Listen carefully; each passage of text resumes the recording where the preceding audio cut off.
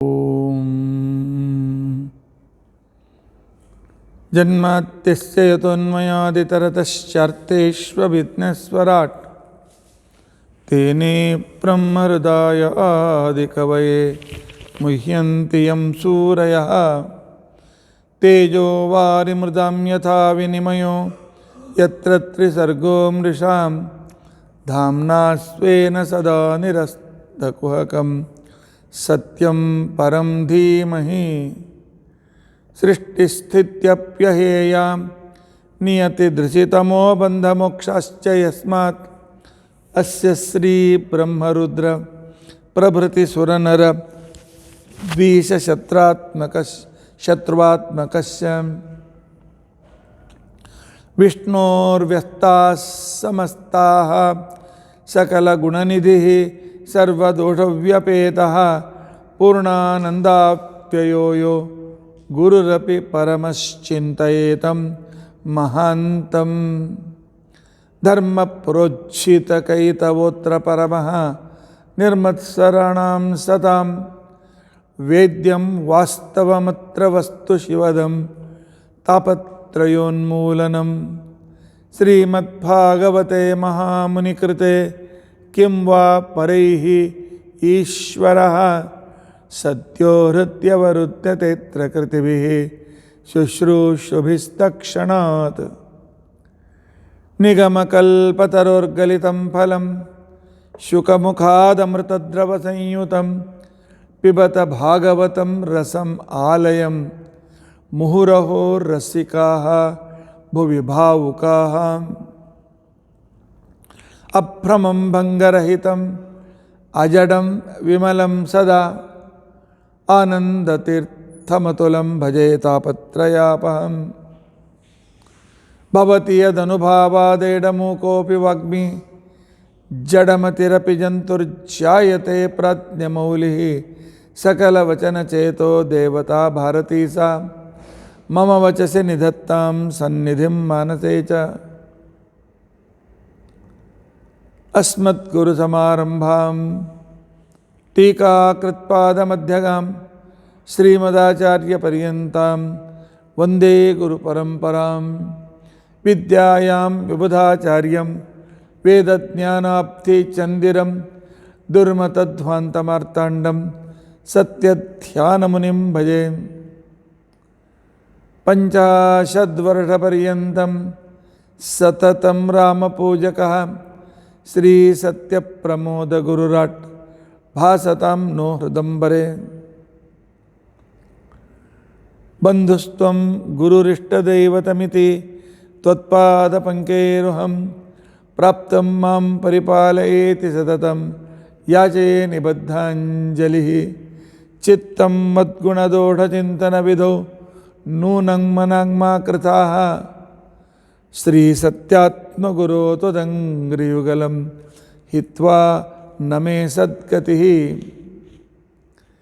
ಯೈರಹಂ ಶುಕವತ್ ಸಮ್ಯಕ್ ಶಿಕ್ಷಿತೋಸ್ಮಿ ಕೃಪಾಲುಭಿಃ ತಾನ್ ವಂದೇ ಧೇನುಪಾಚಾರ್ಯಾನ್ ತತ್ವಜ್ಞಾನಾರ್ಥಸಿದ್ಧಯೇ ಶ್ರೀ ಗುರುಭ್ಯೋ ನಮಃ ಹರಿ ಓಂ ಹರಿ ಓಂ ಹರಿ ಓಂ ಸ್ವಸ್ತ್ಯಸ್ತು ಅಷೇಢಜನ್ಮಂಗಲಾನಿ ಸಂತು ಶ್ಲೋಕೈಕಶ್ರವಣಪಠನಮಾತ್ರೇಣ ವಕ್ತುಶ್ಚ ಶ್ರೋತॄಣಾಂ ನಿಖಿಲ ಕಲಿಕೃತ ಕಲ್ಮಷಾಪನೋದನ ಪುಟುತರೆ ಧರ್ಮಾದ್ಯಖಿಲ ಪುರುಷಾರ್ಥ ಸಾಧನೀಭೂತೆ ಅದ್ಯ ಶ್ರೀಮದ್ಭಾಗವತೆ ಅಷ್ಟಮಸ್ಕಂದಾಂತರಕಥಾ ಪ್ರಾರಂಭೆ ಸತಿ ಕಿಂಚಿತ್ ಪುರುಕಥಾನುವಾದಃ ಹರಿ ಓಂ ಹರಿ ಓಂ ಹರಿ ಓಂ.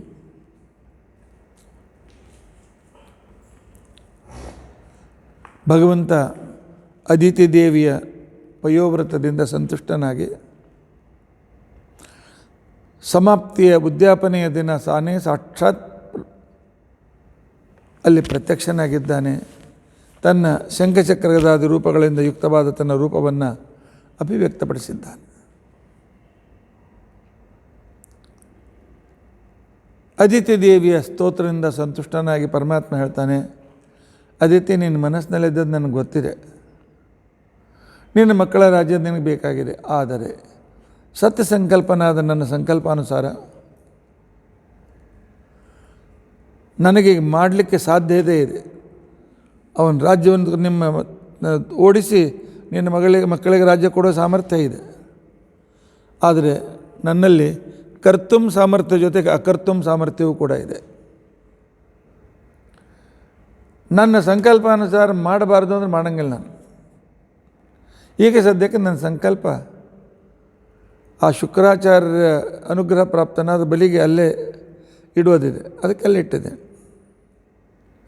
ಸಂದರ್ಭ ಅಂದರೆ ಅನ್ಯಥಾ ಕರ್ತುಂ ಸಮರ್ಥನು ನಾನಿದ್ದೇನೆ. ಕರ್ತುಂ ಸಮರ್ಥ, ಅಕರ್ತುಂ ಸಮರ್ಥ, ಅನ್ಯಥಾ ಕರ್ತುಂ ಸಮರ್ಥ. ಆ ಇಂದ್ರನನ್ನು ಕ್ಯಾನ್ಸಲ್ ಮಾಡಿ ಇದನ್ನೇ ಇಂದ್ರನಾಗಿ ಮಾಡಿಸಬಹುದು ನಾನು ಬೇಕಾದರೆ. ಆದರೆ ನನ್ನ ಒಂದು ವಿಶಿಷ್ಟವಾದ ನಿಯಮಗಳು, ನಾನಾಗಿ ಹಾಕಿಕೊಂಡಿರ್ತಕ್ಕಂಥ ನಿಯಮಗಳು, ಅದರಂತೆ ನಾನು ವ್ಯವಹರಿಸ್ತೇನೆ. ಈಗ ಆ ಗುರುಗಳ ಅನುಗ್ರಹದಿಂದ ಯುಕ್ತನಾಗಿದ್ದಾನೆ. ಯಾವಾಗ ಗುರುಗಳ ಅನುಗ್ರಹ ತಪ್ತದೆ ಆವಾಗ ಸುಲಭವಾಗಿ ಅವರನ್ನು ರಕ್ತಪಾತವಿಲ್ಲದೆ ಅವನನ್ನು ಸುತ್ತಳಕ್ಕೆ ಕಳಿಸಿ ನಿನ್ನ ಮಕ್ಕಳಿಗೆ ರಾಜ್ಯವನ್ನು ಕೊಡ್ತೇನೆ. ಈ ವಿಚಾರ ದೇವಗುಹ್ಯ. ಹೋಗು, ನಿನ್ನ ಯಜಮಾನರಾದ ಕಶ್ಯಪರು ಸಮಾಧಿಯಲ್ಲಿ ನಿಂತ್ಕೊಂಡು ಒಳ್ಳೆಯ ನಾನೇ ನನ್ನಂಥ ಸಂತಾನ ಆಗಬೇಕು ಅಂತೇಳಿ ತಪಸ್ಸು ಮಾಡ್ತಾ ಇದ್ದಾರೆ. ಅವರ ತಪಸ್ಸಿನ ಫಲದಿಂದ ಉತ್ತಮವಾದ ಗರ್ಭವನ್ನು ಧರಿಸು, ಅಲ್ಲಿ ನಾನು ಅವತರಿಸ್ತೇನೆ ಅಂತ ತಿಳ್ಕೊಂಡಂತೇಳಿ ಪರಮಾತ್ಮ ತಾನು ಅಂತರ್ಹಿತನಾಗಿದ್ದಾನೆ. ಅದಿತಿ ಬಂದು ತನ್ನ ಪತಿಯ ಸೇವೆಯನ್ನು ಮಾಡ್ತಾ ಇದ್ದಾಳೆ. ಯಾವಾಗ ಕಶ್ಯಪರಿಗೆ ಅನಿಸ್ತು ಪರಮಾತ್ಮ ನನ್ನ ಶರೀರವನ್ನು ಪ್ರವೇಶ ಮಾಡಿದ್ದಾನೆ ಅಂತ ತಿಳ್ಕೊಂಡಂಥೇಳಿ, ಆ ಕಾಲದಲ್ಲಿ ಆ ಪರಮಾತ್ಮನ ತೇಜಸ್ಸನ್ನು ಅದಿತಿಯ ಗರ್ಭದಲ್ಲಿ ಸ್ಥಾಪನೆ ಮಾಡಿದ್ದಾರೆ ಕಶ್ಯಪರು. ಸಮಾಹಿತಮನ ರಾಜನ್ ದಾರುಣಿ ಅಗ್ನಿಂ ಯಥಾ ಅನಿಲಃ. ಸಂಕಲ್ಪ ಏನಿತ್ತು? ಸಂತಾನವನ್ನು, ತನ್ನ ತೇಜಸ್ಸನ್ನು, ತಮ್ಮ ತಪಸ್ಸಾಮರ್ಥ್ಯವನ್ನು ಆ ಪರಮಾತ್ಮನ ಸನ್ನಿಧಾನವನ್ನು ಅದಿತಿ ಗರ್ಭದಲ್ಲಿ ಸ್ಥಾಪನೆ ಮಾಡೋದಕ್ಕೋಸ್ಕರ ಅವರ ಸಂಕಲ್ಪ ಇತ್ತು.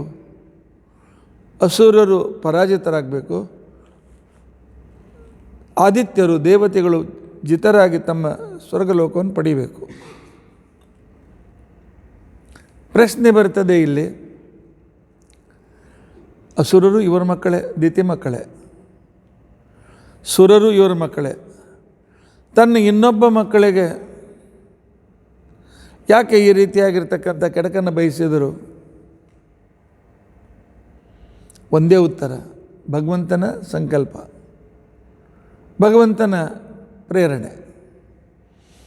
ಹೇಗೆ ಗಾಳಿ ಚೆನ್ನಾಗಿ ಬೀಸುತ್ತಾ ಸಂಪೂರ್ಣ ಕಾಡನ್ನು ಸುಗಂಧಿತವನ್ನಾಗಿ ಮಾಡ್ತಾರೆ, ಆದರೆ ಪರಮಾತ್ಮನ ಇಚ್ಛೆಯನ್ನು ಅರ್ಥ ಮಾಡಿಕೊಂಡಾಗ ಒಂದು ಗಿಡ ಇನ್ನೊಂದು ಗಿಡಕ್ಕೆ ಜೋರಾಗಿ ಗಾಳಿ ಬೀಸಿ ಒಂದಕ್ಕೊಂದು ಘರ್ಷಣೆಯಾಗಿ ಬೆಂಕಿ ಹುಟ್ಟಿ ಸಂಪೂರ್ಣ ಕಾಡು ಸುಡುವಂತೆಯೂ ಕೂಡ ಮಾಡ್ತಾರೆ. ಗಾಳಿ ಎರಡೂ ಕೆಲಸ ಮಾಡ್ತಾರೆ. ಅದೇ ರೀತಿಯಾಗಿ ಈಗ ನನ್ನ ಅದಿತಿಯ ಮಕ್ಕಳಿಗೆ ಜಯ ಸಿಗಬೇಕು, ಅಸುರರು ಪರಾಜಿತರಾಗಬೇಕು ಅಂತ ತಿಳ್ಕೊಂಡಂಥೇಳಿ ಆ ಒಂದು ಸಂಕಲ್ಪದಿಂದ ಗರ್ಭವನ್ನು ಧಾರಣ ಮಾಡಿಸಿದ್ದಾರೆ. ಗರ್ಭಧಾರಣೆಯ ಪೂರ್ವದಲ್ಲಿ ನಾನು ಈ ಮಾತನ್ನು ಕರ್ದಮ ಮತ್ತು ದೇವಹೂತಿ ಸಂದರ್ಭದಲ್ಲಿ ವಿಸ್ತಾರವಾಗಿ ಹೇಳಿದ್ದೇನೆ. ಗಂಡ ಹೆಂಡತಿ ಇಬ್ಬರು ಒಳ್ಳೆ ಮಕ್ಕಳಿಗೋಸ್ಕರ ಕೆಲವು ದಿವಸ ವ್ರತ ನಿಯಮಾದಿಗಳನ್ನು ಮಾಡಿ ಆ ನಂತರ ಸಂತಾನ ಪಡಿಬೇಕು. ಇವತ್ತು ಮದುವೆ ಮರುದಿವಸವೇ ಗರ್ಭಾಧಾನ ಎಲ್ಲ ವ್ಯವಹಾರಕ್ಕೆ ವಿರುದ್ಧವಾಗಿರ್ತಕ್ಕಂಥವುಗಳು. ಪರಸ್ಪರ ಪರಿಚಯ ಆಗಬೇಕು, ಪರಸ್ಪರ ಸ್ವಭಾವದ ಪರಿಚಯ ಆಗಬೇಕು. ಇಬ್ಬರೂ ಸೇರಿ 6 ತಿಂಗಳು ತಪಸ್ಸು ಮಾಡಬೇಕು. ಆ ನಂತರ ಜ್ಞಾನಿಗಳು ಹೇಳಿದ ಕ್ರಮದಲ್ಲಿ ಗರ್ಭಾಧಾನದ ಒಂದು ವಿಧಾನವನ್ನು ತಿಳಿದುಕೊಂಡು ಮಾಡಿದರೆ ಉತ್ತಮ ಮಕ್ಕಳು ಹುಡ್ತಾರೆ. ಇಲ್ಲದೇ ಇದ್ದರೆ ಮಕ್ಕಳು ಹುಡ್ತಾರೆ, ಪಶು ಪಕ್ಷಿಗಳಿಗೂ ಹುಡ್ತಾರೆ, ನಮಗೂ ಹುಡ್ತಾರೆ, ಅಷ್ಟೇ. ಆದ್ದರಿಂದಾಗಿ ಸಮಾಹಿತ ಮನಃ, ಪರಮಾತ್ಮನಲ್ಲೇ ಮನಸ್ಸನ್ನಿಟ್ಟು ಅದಿತಿ ಗರ್ಭದಲ್ಲಿ ಯಾವಾಗ ದೇವರ ಸನ್ನಿಧಾನ ಬಂತು, ಪರಮಾತ್ಮನ ಗರ್ಭವಾಸ ಇಲ್ಲ, ಭಗವಂತನಿಗೆ ಶುಕ್ಲ ಶೋಣಿತ ಸಂಪರ್ಕ ಇಲ್ಲ. ಆದರೆ ಇವರಿಗೆ ಕೀರ್ತಿ ಕೊಡುವುದಕ್ಕೋಸ್ಕರ ನೀನು ನನ್ನನ್ನು ನಿನ್ನ ಹೆಂಡತಿಯಲ್ಲಿ ಇಡು ಅಂತ ತಿಳ್ಕೊಂಡಂತ ಹೇಳಿ ಆ ರೀತಿಯಾಗಿ ಅಸುರರ ಮೋಹನಾರ್ಥವಾಗಿ ಈ ರೀತಿಯಾಗಿ ಪರಮಾತ್ಮ ವ್ಯವಹಾರವನ್ನು ಮಾಡ್ತಾನೆ ಹೊರತು ಅವನಿಗೆ ಗರ್ಭವಾಸ ಇಲ್ಲ. ಗರ್ಭದಲ್ಲಿ ಇದ್ದರೂ ನಿಯಾಮಕನಾಗಿರ್ತಾನೆ. ಒಂದು ವಿಶಿಷ್ಟವಾದ ತೇಜಸ್ಸನ್ನು ಅಲ್ಲಿ ಸ್ಥಾಪನೆ ಮಾಡಿರ್ತಾನೆ. ಬ್ರಹ್ಮದೇವರಿಗೆ ಗೊತ್ತಾಯಿತು ಅದಿತಿ ದೇವಿ ಪರಮಾತ್ಮನ ಸನ್ನಿಧಾನಯುಕ್ತ ಗರ್ಭವನ್ನು ಧರಿಸಿದ್ದಾಳೆ ಅಂತ ತಿಳ್ಕೊಂಡಂತೇಳಿ ಒಂದೊಂದು ಸಂದರ್ಭದಲ್ಲಿ ಒಂದೊಂದು ರೀತಿಯಿಂದ ಪರಮಾತ್ಮನ ಸ್ತೋತ್ರ ಮಾಡುವುದಕ್ಕೋಸ್ಕರ ಯಾವಾಗಲೂ ಹಾತೊರೆಯತಕ್ಕಂಥವರು ವಾಯುಬ್ರಹ್ಮರು. ಇದು ಸಿಕ್ಕಿದ್ದೇ ಸಂದರ್ಭ ಅಂತ ತಿಳ್ಕೊಂಡಂತೇಳಿ ಕಶ್ಯಪರ ಆಶ್ರಮಕ್ಕೆ ಬ್ರಹ್ಮದೇವರು ಬಂದಿದ್ದಾರೆ. ಬಂದು ಅದಿತಿಗೆ ಹೇಳ್ತಾರೆ, ಅಮ್ಮ ನಿನ್ನ ಗರ್ಭದಲ್ಲಿ ಪರಮಾತ್ಮ ಸನ್ನಿಹಿತನಾಗಿದ್ದಾನೆ, ಅವನನ್ನು ನಾನು ಸ್ತೋತ್ರ ಮಾಡ್ತೇನೆ ಅಂತ ತಿಳ್ಕೊಂಡಂತೇಳಿ ಆಗ ಸುಮಾರು ಒಂದು 20 ವಿಶೇಷಣಗಳಿಂದ ಭಗವಂತನನ್ನು ಸ್ತೋತ್ರ ಮಾಡ್ತಾರೆ ಬ್ರಹ್ಮದೇವರು. ಜಯೋರುಗಾಯ ಭಗವನ್, ಪರಮಾತ್ಮ ಷಡ್ಗುಣೇಶ್ವರ ಸಂಪನ್ನನಾಗಿರ್ತಕ್ಕಂಥ ನೀನು ಉರುಗಾಯ. ಉರುಗಾಯ ಅಂತ ತಿಳ್ಕೊಂಡಂತೇಳಿ ತಮಿಳಿನಲ್ಲಿ ಉರುಗಾಯ ಅಂತ ಉಪ್ಪಿನಕಾಯಿ ಅಂತ ಅರ್ಥ. ಆದರೆ ಇಲ್ಲಿ ಉಪ್ಪಿನಕಾಯಿ ಅಂತ ತಿಳ್ಕೊಂಡಂತೇಳಿ ದೇವರನ್ನು ಸ್ತೋತ್ರ ಮಾಡ್ತಾ ಇಲ್ಲ. ಉರು ಅಂದರೆ ಶ್ರೇಷ್ಠರು ಅಂತ ಅರ್ಥ. ಶ್ರೇಷ್ಠರಾದ ಬ್ರಹ್ಮಾದಿ ದೇವತೆಗಳು, ಮಹಾಲಕ್ಷ್ಮೀ ದೇವಿ ಗಾಯ ಎಲ್ಲ ಕಾಲದಲ್ಲೂ ಗಾಯನ ಮಾಡ್ತಾ ಇರ್ತಾಳೆ, ನಿಮ್ಮನ್ನು ಸ್ತೋತ್ರ ಮಾಡ್ತಾ ಇರ್ತಾರೆ. ಬ್ರಹ್ಮಲಕ್ಷ್ಮಿಗಳಿಂದ ಇವರಿಂದ ನೀನು ವಿಶಿಷ್ಟವಾದ ರೀತಿಯಲ್ಲಿ ಸ್ತುತಿಸಲ್ಪಟ್ಟಿರ್ತಕ್ಕಂಥ ಪರಮಾತ್ಮ, ಕ್ಷರಾಕ್ಷರ ಮೀರಿದಂತಕ್ಕಂಥ ಅಕ್ಷರ ಪುರುಷೋತ್ತಮ, ಕ್ಷರಾಕ್ಷರ ಮೀರಿದ ಪುರುಷೋತ್ತಮ ನೀನು ಪರಮಾತ್ಮ. ಇಂಥ ನೀನು ಉರುಕ್ರಮ, ನಿನ್ನ ಪರಾಕ್ರಮವೂ ಕೂಡ ನಿನ್ನ ಸಮಾನ ಪರಾಕ್ರಮ ಏಕೆ? ನಿನ್ನ ಪರಾಕ್ರಮದ ಒಂದು ಬಿಂದು, ಅದರಲ್ಲಿರ್ತಕ್ಕಂಥ ಒಂದು ಅಣುವಷ್ಟು ಪರಾಕ್ರಮ ಜಗತ್ತಿನಲ್ಲಿ ಯಾರಲ್ಲಿಲ್ಲ.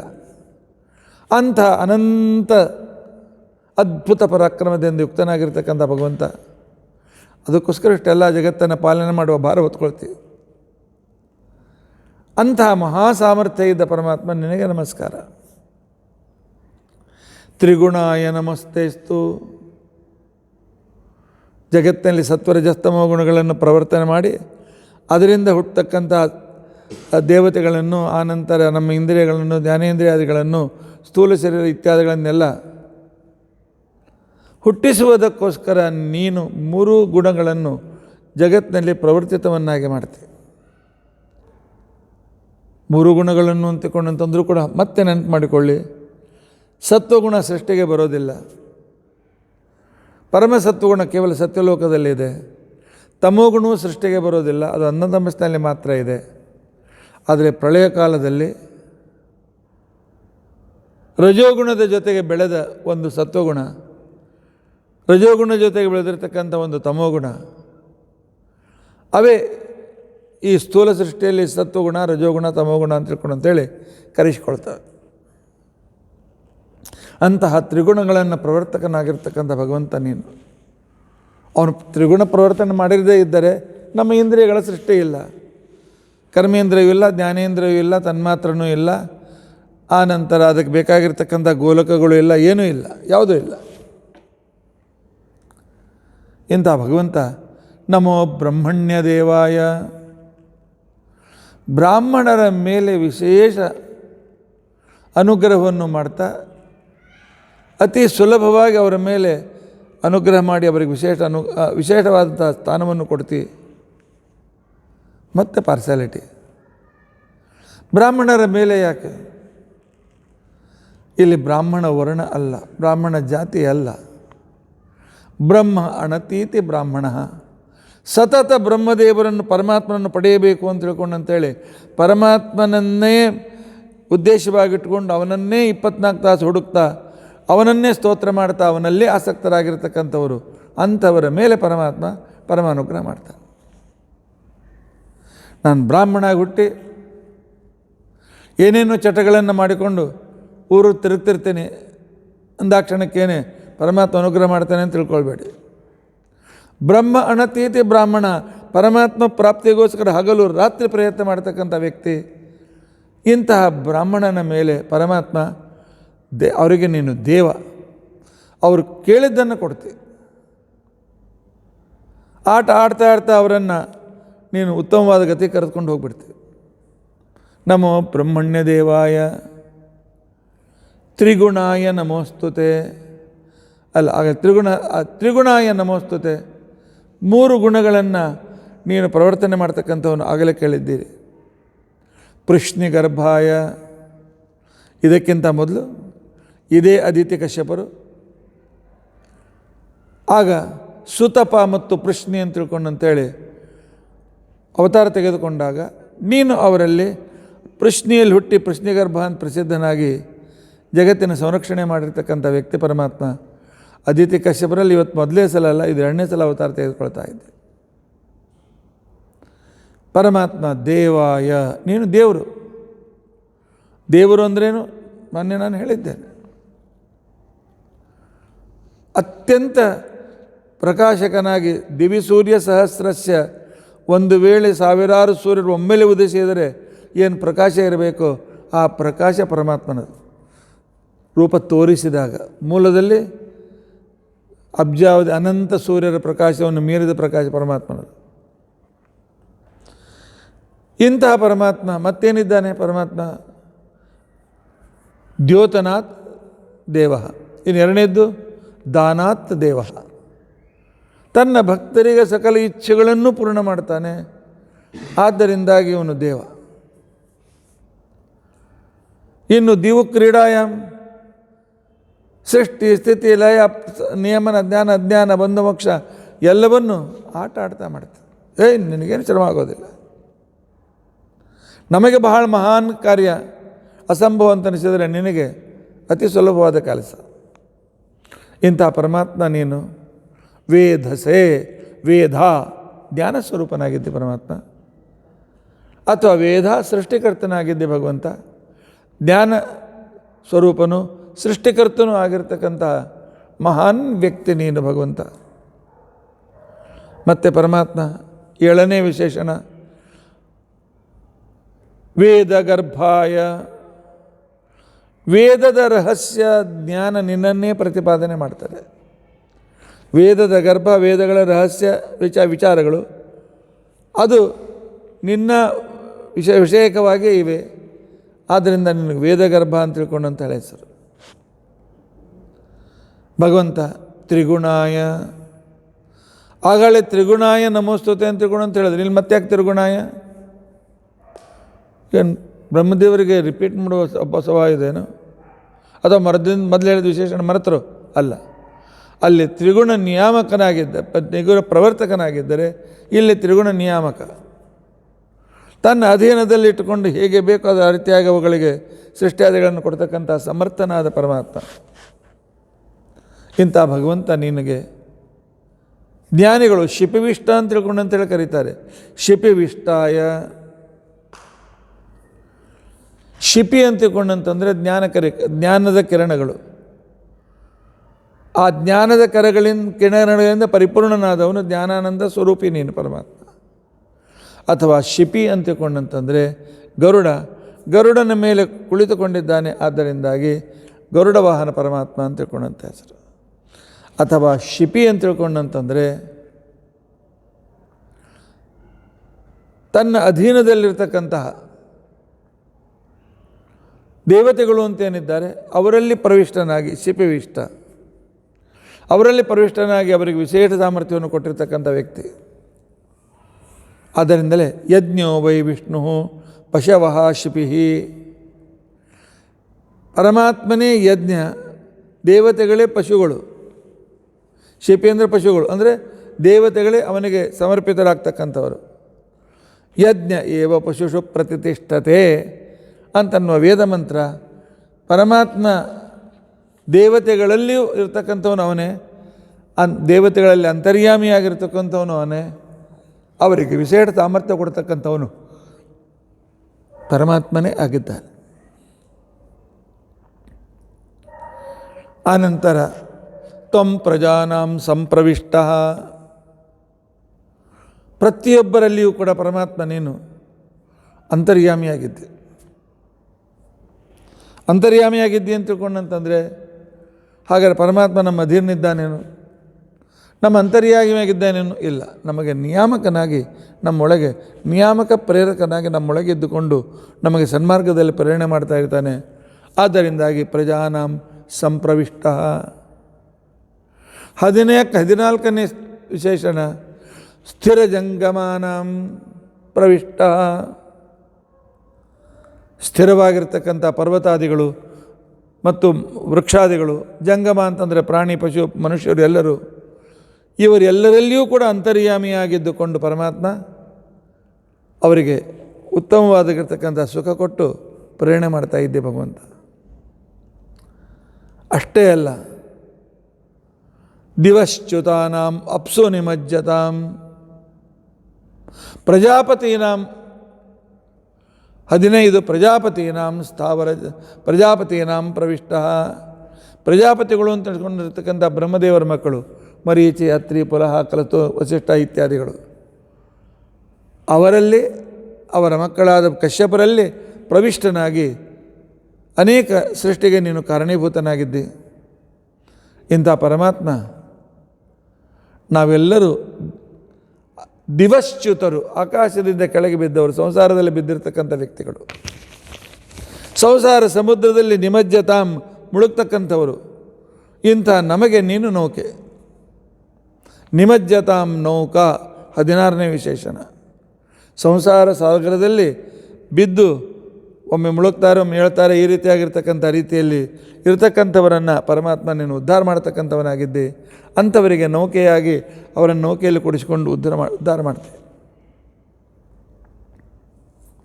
ಈಗ ಸದ್ಯಕ್ಕೆ ದೇವತೆಗಳು ನಮ್ಮ ಅನುಯಾಯಿಗಳು, ನಮ್ಮ ದೇವತೆಗಳು, ಬ್ರಹ್ಮದೇವರಿಗೆ ತಮ್ಮ ಮಕ್ಕಳು, ಮೊಮ್ಮಕ್ಕಳು, ಮನೆ ಮಕ್ಕಳ ಮೇಲೆ ಭಾಳ ಪ್ರೀತಿ. ಈಗ ತಮ್ಮ ದೇವಲೋಕವನ್ನು ಕಳೆದುಕೊಂಡು ಅಲ್ಲಿ ಇಲ್ಲಿ ತಿರುಗಾಡ್ತಾ ದುಃಖದಿಂದ ಇದ್ದಾರೆ ಪರಮಾತ್ಮ. ಅಂಥವರನ್ನು ನೀನು ಉದ್ಧರಿಸುವ ನೌಕೆಯಾಗು. ನೌಕೆಯಾಗಿ ದೇವತೆಗಳಿಗೆ ಮತ್ತು ಎಲ್ಲ ಸಜ್ಜನರನ್ನು ಸಂರಕ್ಷಣೆ ಮಾಡು ಅಂತ ತಿಳ್ಕೊಂಡು ಅಂತೇಳಿ ಪ್ರಾರ್ಥನೆ ಮಾಡಿ 16 ವಿಶೇಷಣಗಳಿಂದ ಪ್ರಾರ್ಥನೆ ಮಾಡಿ ಬ್ರಹ್ಮದೇವರು ಹೊರಟೋಗಿದ್ದಾರೆ. 16 ಸಂಸ್ಕಾರ, 16 ಶ್ಲೋಕಗಳಿಂದ ಸ್ತೋತ್ರ. ಯಾಕೆ?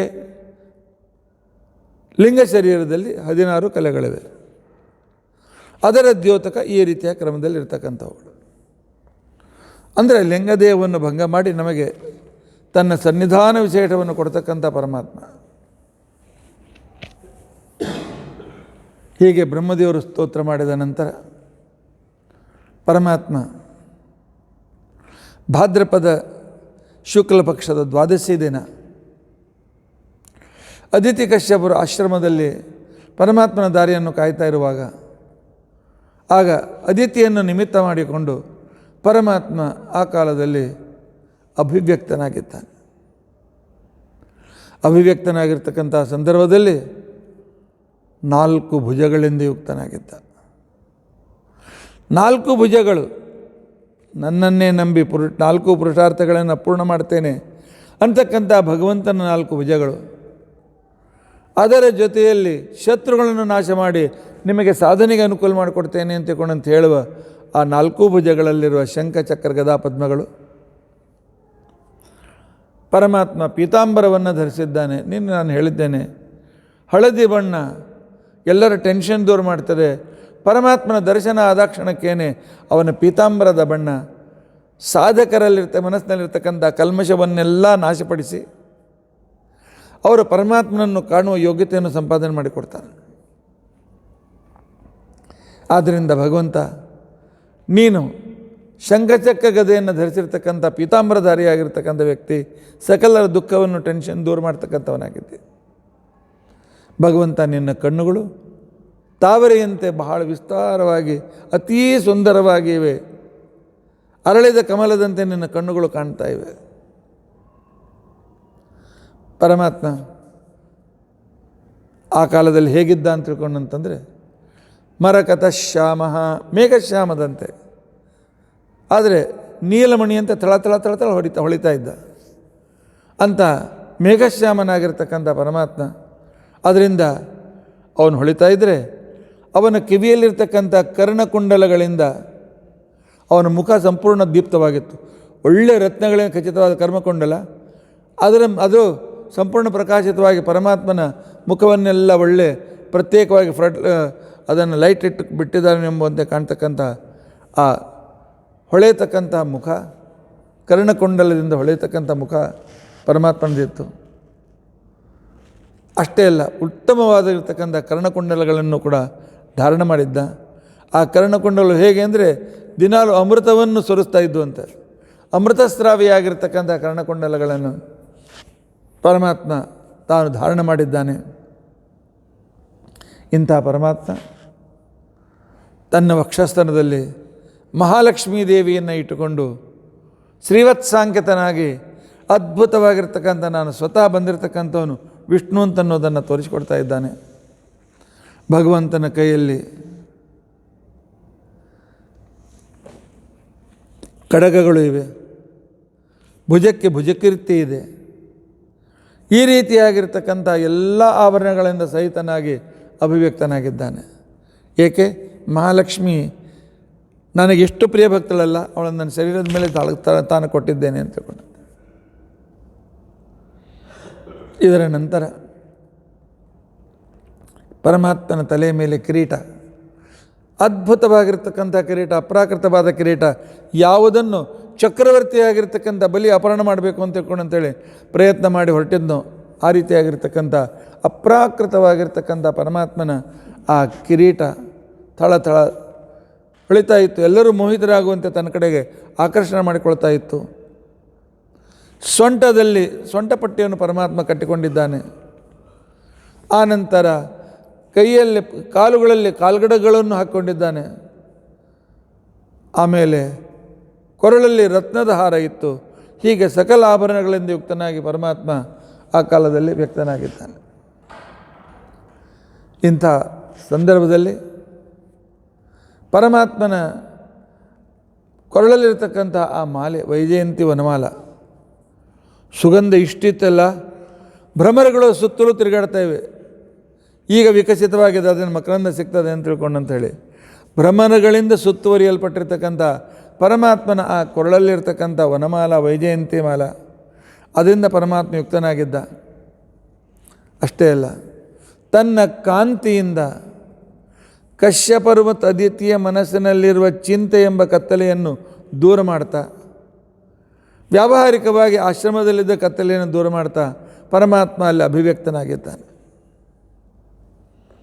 ಅವನ ಕೊರಳಲ್ಲಿ ಕೌಸ್ತುಭ ಥಳ ಥಳ ಥಳ ಹೊಳಿತಾ ಇತ್ತು. ಬ್ರಹ್ಮದೇವರಿಗೆ ಅಲ್ಲಿ ಸ್ಥಾನ ಕೊಟ್ಟಿದ್ದಾನೆ ಪರಮಾತ್ಮ. ಅಷ್ಟೇ ಅಲ್ಲ,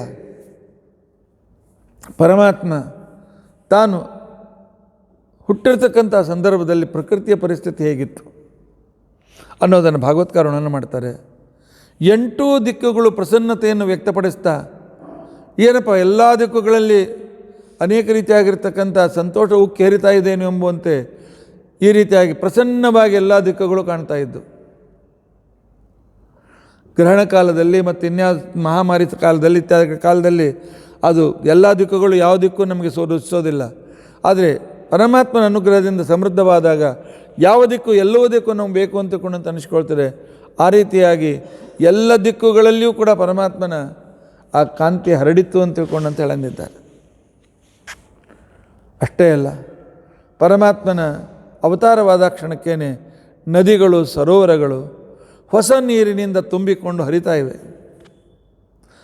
ಪ್ರಕೃತಿ ನದಿಗಳಿಗೂ ಸಂತೋಷವಾಯಿತು. ಆ ನಂತರ ಪ್ರಜೆಗಳಲ್ಲಿ ಆಶ್ರಮವಾಸಿಗಳು ಮತ್ತು ಎಲ್ಲ ರೀತಿಯಾಗಿರ್ತಕ್ಕಂಥ ಭೂಮಿಯಲ್ಲಿರ್ತಕ್ಕಂಥ ಭೂಮಿಗಳಲ್ಲಿರ್ತಕ್ಕಂಥ ಪ್ರಜೆಗಳಲ್ಲಿ ಏನೋ ಒಂದು ಅವ್ಯಕ್ತ ಆನಂದ ಅನುಭವ ಆಗ್ತಾ ಇದೆ. ಇವತ್ತೇನೋ ಬಹಳ ಆರಾಮ ಅನ್ನಿಸ್ತಾ ಇದೆ, ಏನೋ ಸಂತೋಷ ಇದೆ, ಯಾಕೆ ಗೊತ್ತಾಗೋದಿಲ್ಲ. ಪರಮಾತ್ಮ ಅನುಗ್ರಹವಾಗಿರ್ತಕ್ಕಂಥ ವ್ಯಕ್ತಿಗಳು ಭೂಮಿಗೆ ಬಂದರೂ ಈ ರೀತಿಯಾಗಿ ಜನರಿಗೆ ಅವ್ಯಕ್ತವಾಗಿರ್ತಕ್ಕಂಥ ಒಂದು ಆನಂದವಾಗ್ತಾ ಇರ್ತದೆ. ಇಂಥ ಪರಮಾತ್ಮ ಋತುಗಳು, ಭಾದ್ರಪದ ಮಾಸ ವರ್ಷಾ ಋತುಕ್ಕೆ ಅನುಕೂಲವಾಗುವಂತೆ ಋತುಗಳು ತಮ್ಮ ಅದರಿಂದ ಹಚ್ಚ ಹಸಿರಾಗಿ ಸಂಪೂರ್ಣ ಭೂಮಿಯನ್ನೇ ಸಸ್ಯ ಶ್ಯಾಮಲವನ್ನಾಗಿ ಮಾಡಿ ಹಸಿರಿಸಿರು ಹುಟ್ಟುಕೊಂಡು ಪ್ರಕೃತಿ ದೇವಿ ಬಂದಿದ್ದಾಳೆಂಬುವಂತೆ ಆ ರೀತಿಯಾಗಿರ್ತಕ್ಕಂಥ ಋತುಧರ್ಮ ಪರಿಪೂರ್ಣವಾಗಿದೆ. ಇನ್ನೂ ಪರಮಾತ್ಮ ಅವತಾರದಿಂದ ಇನ್ನೂ ಅಲ್ಲಿ ಸಮೃದ್ಧಿ ಬಂದಿದೆ ಅಂತ ಅಂದಿದ್ದಾರೆ. ಆಕಾಶದಲ್ಲಿರುವ ಅಂದರೆ ಸ್ವರ್ಗಲೋಕದಲ್ಲಿರುವ, ಆನಂತರ ಭೂಲೋಕದಲ್ಲಿರುವ, ಆನಂತರ ಅಂತರಿಕ್ಷ ಲೋಕದಲ್ಲಿರ್ತಕ್ಕಂಥ ಮೂರೂ ಲೋಕದಲ್ಲಿ ಇರತಕ್ಕಂಥ ದೇವತೆಗಳು ಭಾಳ ಸಂತೋಷಪಟ್ಟಿದ್ದಾರೆ. ಅಗ್ನಿಯ ಮುಖಾಂತರ ಆಹುತಿಯನ್ನು ಸ್ವೀಕಾರ ಮಾಡತಕ್ಕಂಥ ದೇವತೆಗಳು ಆನಂದದಿಂದ ಕುಣಿಲಿಕ್ಕೆ ಪ್ರಾರಂಭ ಮಾಡಿದ್ದಾರೆ. ಹಸುಗಳು ಅತ್ಯಂತ ಸಂತೋಷದಿಂದ ಅಂಬಾ ಅಂಬಾ ಅಂತ ತಿಳ್ಕೊಂಡಂತೇಳಿ ಹಸುಗಳು ತಮ್ಮ ಶಬ್ದವನ್ನು ವ್ಯಕ್ತಪಡಿಸ್ತಾ ಇವೆ. ಬ್ರಾಹ್ಮಣರು ಏನೋ ಒಂದು ಉತ್ಸಾಹ, ಇವತ್ತೇನೋ ಪ್ರಕೃತಿಯಲ್ಲಿ ವಿಶಿಷ್ಟತೆ ಆಗಿದೆ, ಪೂಜೆ ವಿಶೇಷ ಮಾಡೋಣ ಅಂತ ತಿಳ್ಕೊಂಡಂತೇಳಿ ನಿತ್ಯ ನೈಮಿತ್ತಿಕ ಕರ್ಮಗಳನ್ನು ಆನಂದದಿಂದ ಮಾಡ್ತಾ ಇದ್ದಾರೆ. ಸ್ಥಾವರ ಮತ್ತು ಜಂಗಮವಾಗಿರ್ತಕ್ಕಂಥ ಪರ್ವತಾದಿಗಳು ಮತ್ತು ಪ್ರಾಣಿಗಳೆಲ್ಲವೂ ಆ ಕಾಲದಲ್ಲಿ ಅತ್ಯಂತ ಸಂತೋಷದಿಂದ ತುಂಬಿ ಅದರಲ್ಲಿಯೂ ಕೂಡ ಸಂತೋಷ ತುಂಬಿ ಹೋಗಿದೆ ಅಂತಂದಿದ್ದಾರೆ. ಭಾದ್ರಪದ ಮಾಸ ಶುಕ್ಲಪಕ್ಷ ದ್ವಾದಶಿ, ಶ್ರವಣ ನಕ್ಷತ್ರ, ಅಭಿಜಿತ್ ಮುಹೂರ್ತದಲ್ಲಿ ಮಧ್ಯಾಹ್ನದಲ್ಲಿ ಶ್ರವಣ ನಕ್ಷತ್ರ ಇದ್ದರೆ ಅದರ ಮೊದಲಿನ 2 ಪಾದಗಳಿಗೆ ಅಭಿಜಿತ್ ಅಂತ ತಿಳ್ಕೊಂಡಂತೇಳಿ ಅಭಿಜಿತ್ ಮುಹೂರ್ತ ಅಂತ ತಿಳ್ಕೊಂಡಂತೇಳಿ ಕರೀತಾರೆ. ಆ ಅಭಿಜಿತ್ ಮುಹೂರ್ತದಲ್ಲಿ ಪರಮಾತ್ಮ ಆ ಕಾಲದಲ್ಲಿ ಅವತರಿಸಿದ್ದಾನೆ. ಅಶ್ವಿನಿ ಮೊದಲಾಗಿರ್ತಕ್ಕಂಥ ಸಕಲ ನಕ್ಷತ್ರಗಳು ಆ ಅಭಿಜಿತ್ ನಕ್ಷತ್ರ ಹುಟ್ಟಿದ ಪರಮಾತ್ಮನ ವಿಶೇಷವಾದ ಪ್ರದಕ್ಷಿಣೆ ನಮಸ್ಕಾರಗಳನ್ನು ಮಾಡಿದ್ದಾರೆ. ಭಾಗವತ್ಕಾರ ಹೇಳ್ತಾರೆ, ದ್ವಾದಶ್ಯಾಂ ಸವಿತಾ ತಿಷ್ಠತ್ ಮಧ್ಯಂದಿನ ಗತೋ ನೃಪ ವಿಜಯ ನಾಮ ಸಾ ಪ್ರೋಕ್ತ ಯಸ್ಯಾಂ ಜನ್ಮ ವಿದುರ್ಹರೇ. ಈ ರೀತಿಯಾಗಿ ಭಾದ್ರಪದ ಶುಕ್ಲ ದ್ವಾದಶಿ ದಿವಸ ಗತ ಸೂರ್ಯ, ಅವತ್ತು ಆ ದ್ವಾದಶಿಗೆ ವಿಜಯ ದ್ವಾದಶಿ ಅಂತ ತಿಳ್ಕೊಂಡು ಅಂತೇಳಿ ಹೆಸರು. ಆ ದಿವಸ ಪರಮಾತ್ಮನ ವಿಶೇಷ ಸ್ಮರಣೆ ಮಾಡಿದರೆ ಜೀವನದಲ್ಲಿ ವಿಜಯ ನಿಶ್ಚಿತವಾಗಿ ಸಂಪಾದನೆ ಆಗ್ತದೆ. ಆಕಾಶದಲ್ಲಿ ಶಂಖಗಳು, ದುಂದುಬಿಗಳು, ಭಾರಿಗಳು, ಮೃದಂಗಗಳು, ಪಣಬಗಳು, ಚರ್ಮವಾದ್ಯಗಳು ಎಲ್ಲ ಶಬ್ದ ಮಾಡ್ತಾ ಇದ್ದರೆ ಎಲ್ಲ ಕಡೆಗೆ ಮಂಗಲವಾದ್ಯದಿಂದ ಸಂಪೂರ್ಣ ಜಗತ್ತು ತುಂಬಿ ಹೋಗಿದೆ.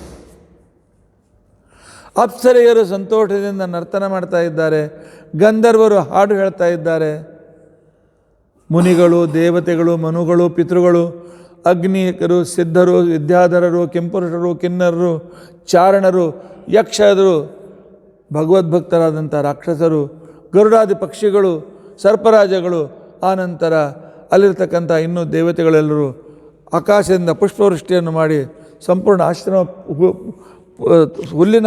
ಹೂವಿನ ಹಾಸಿಗೆ ಹಾಸಿದಂತೆ ತುಂಬಿ ಹೋಗ್ಬಿಟ್ಟಿದೆ ಅಂತಂದಿದ್ದಾರೆ.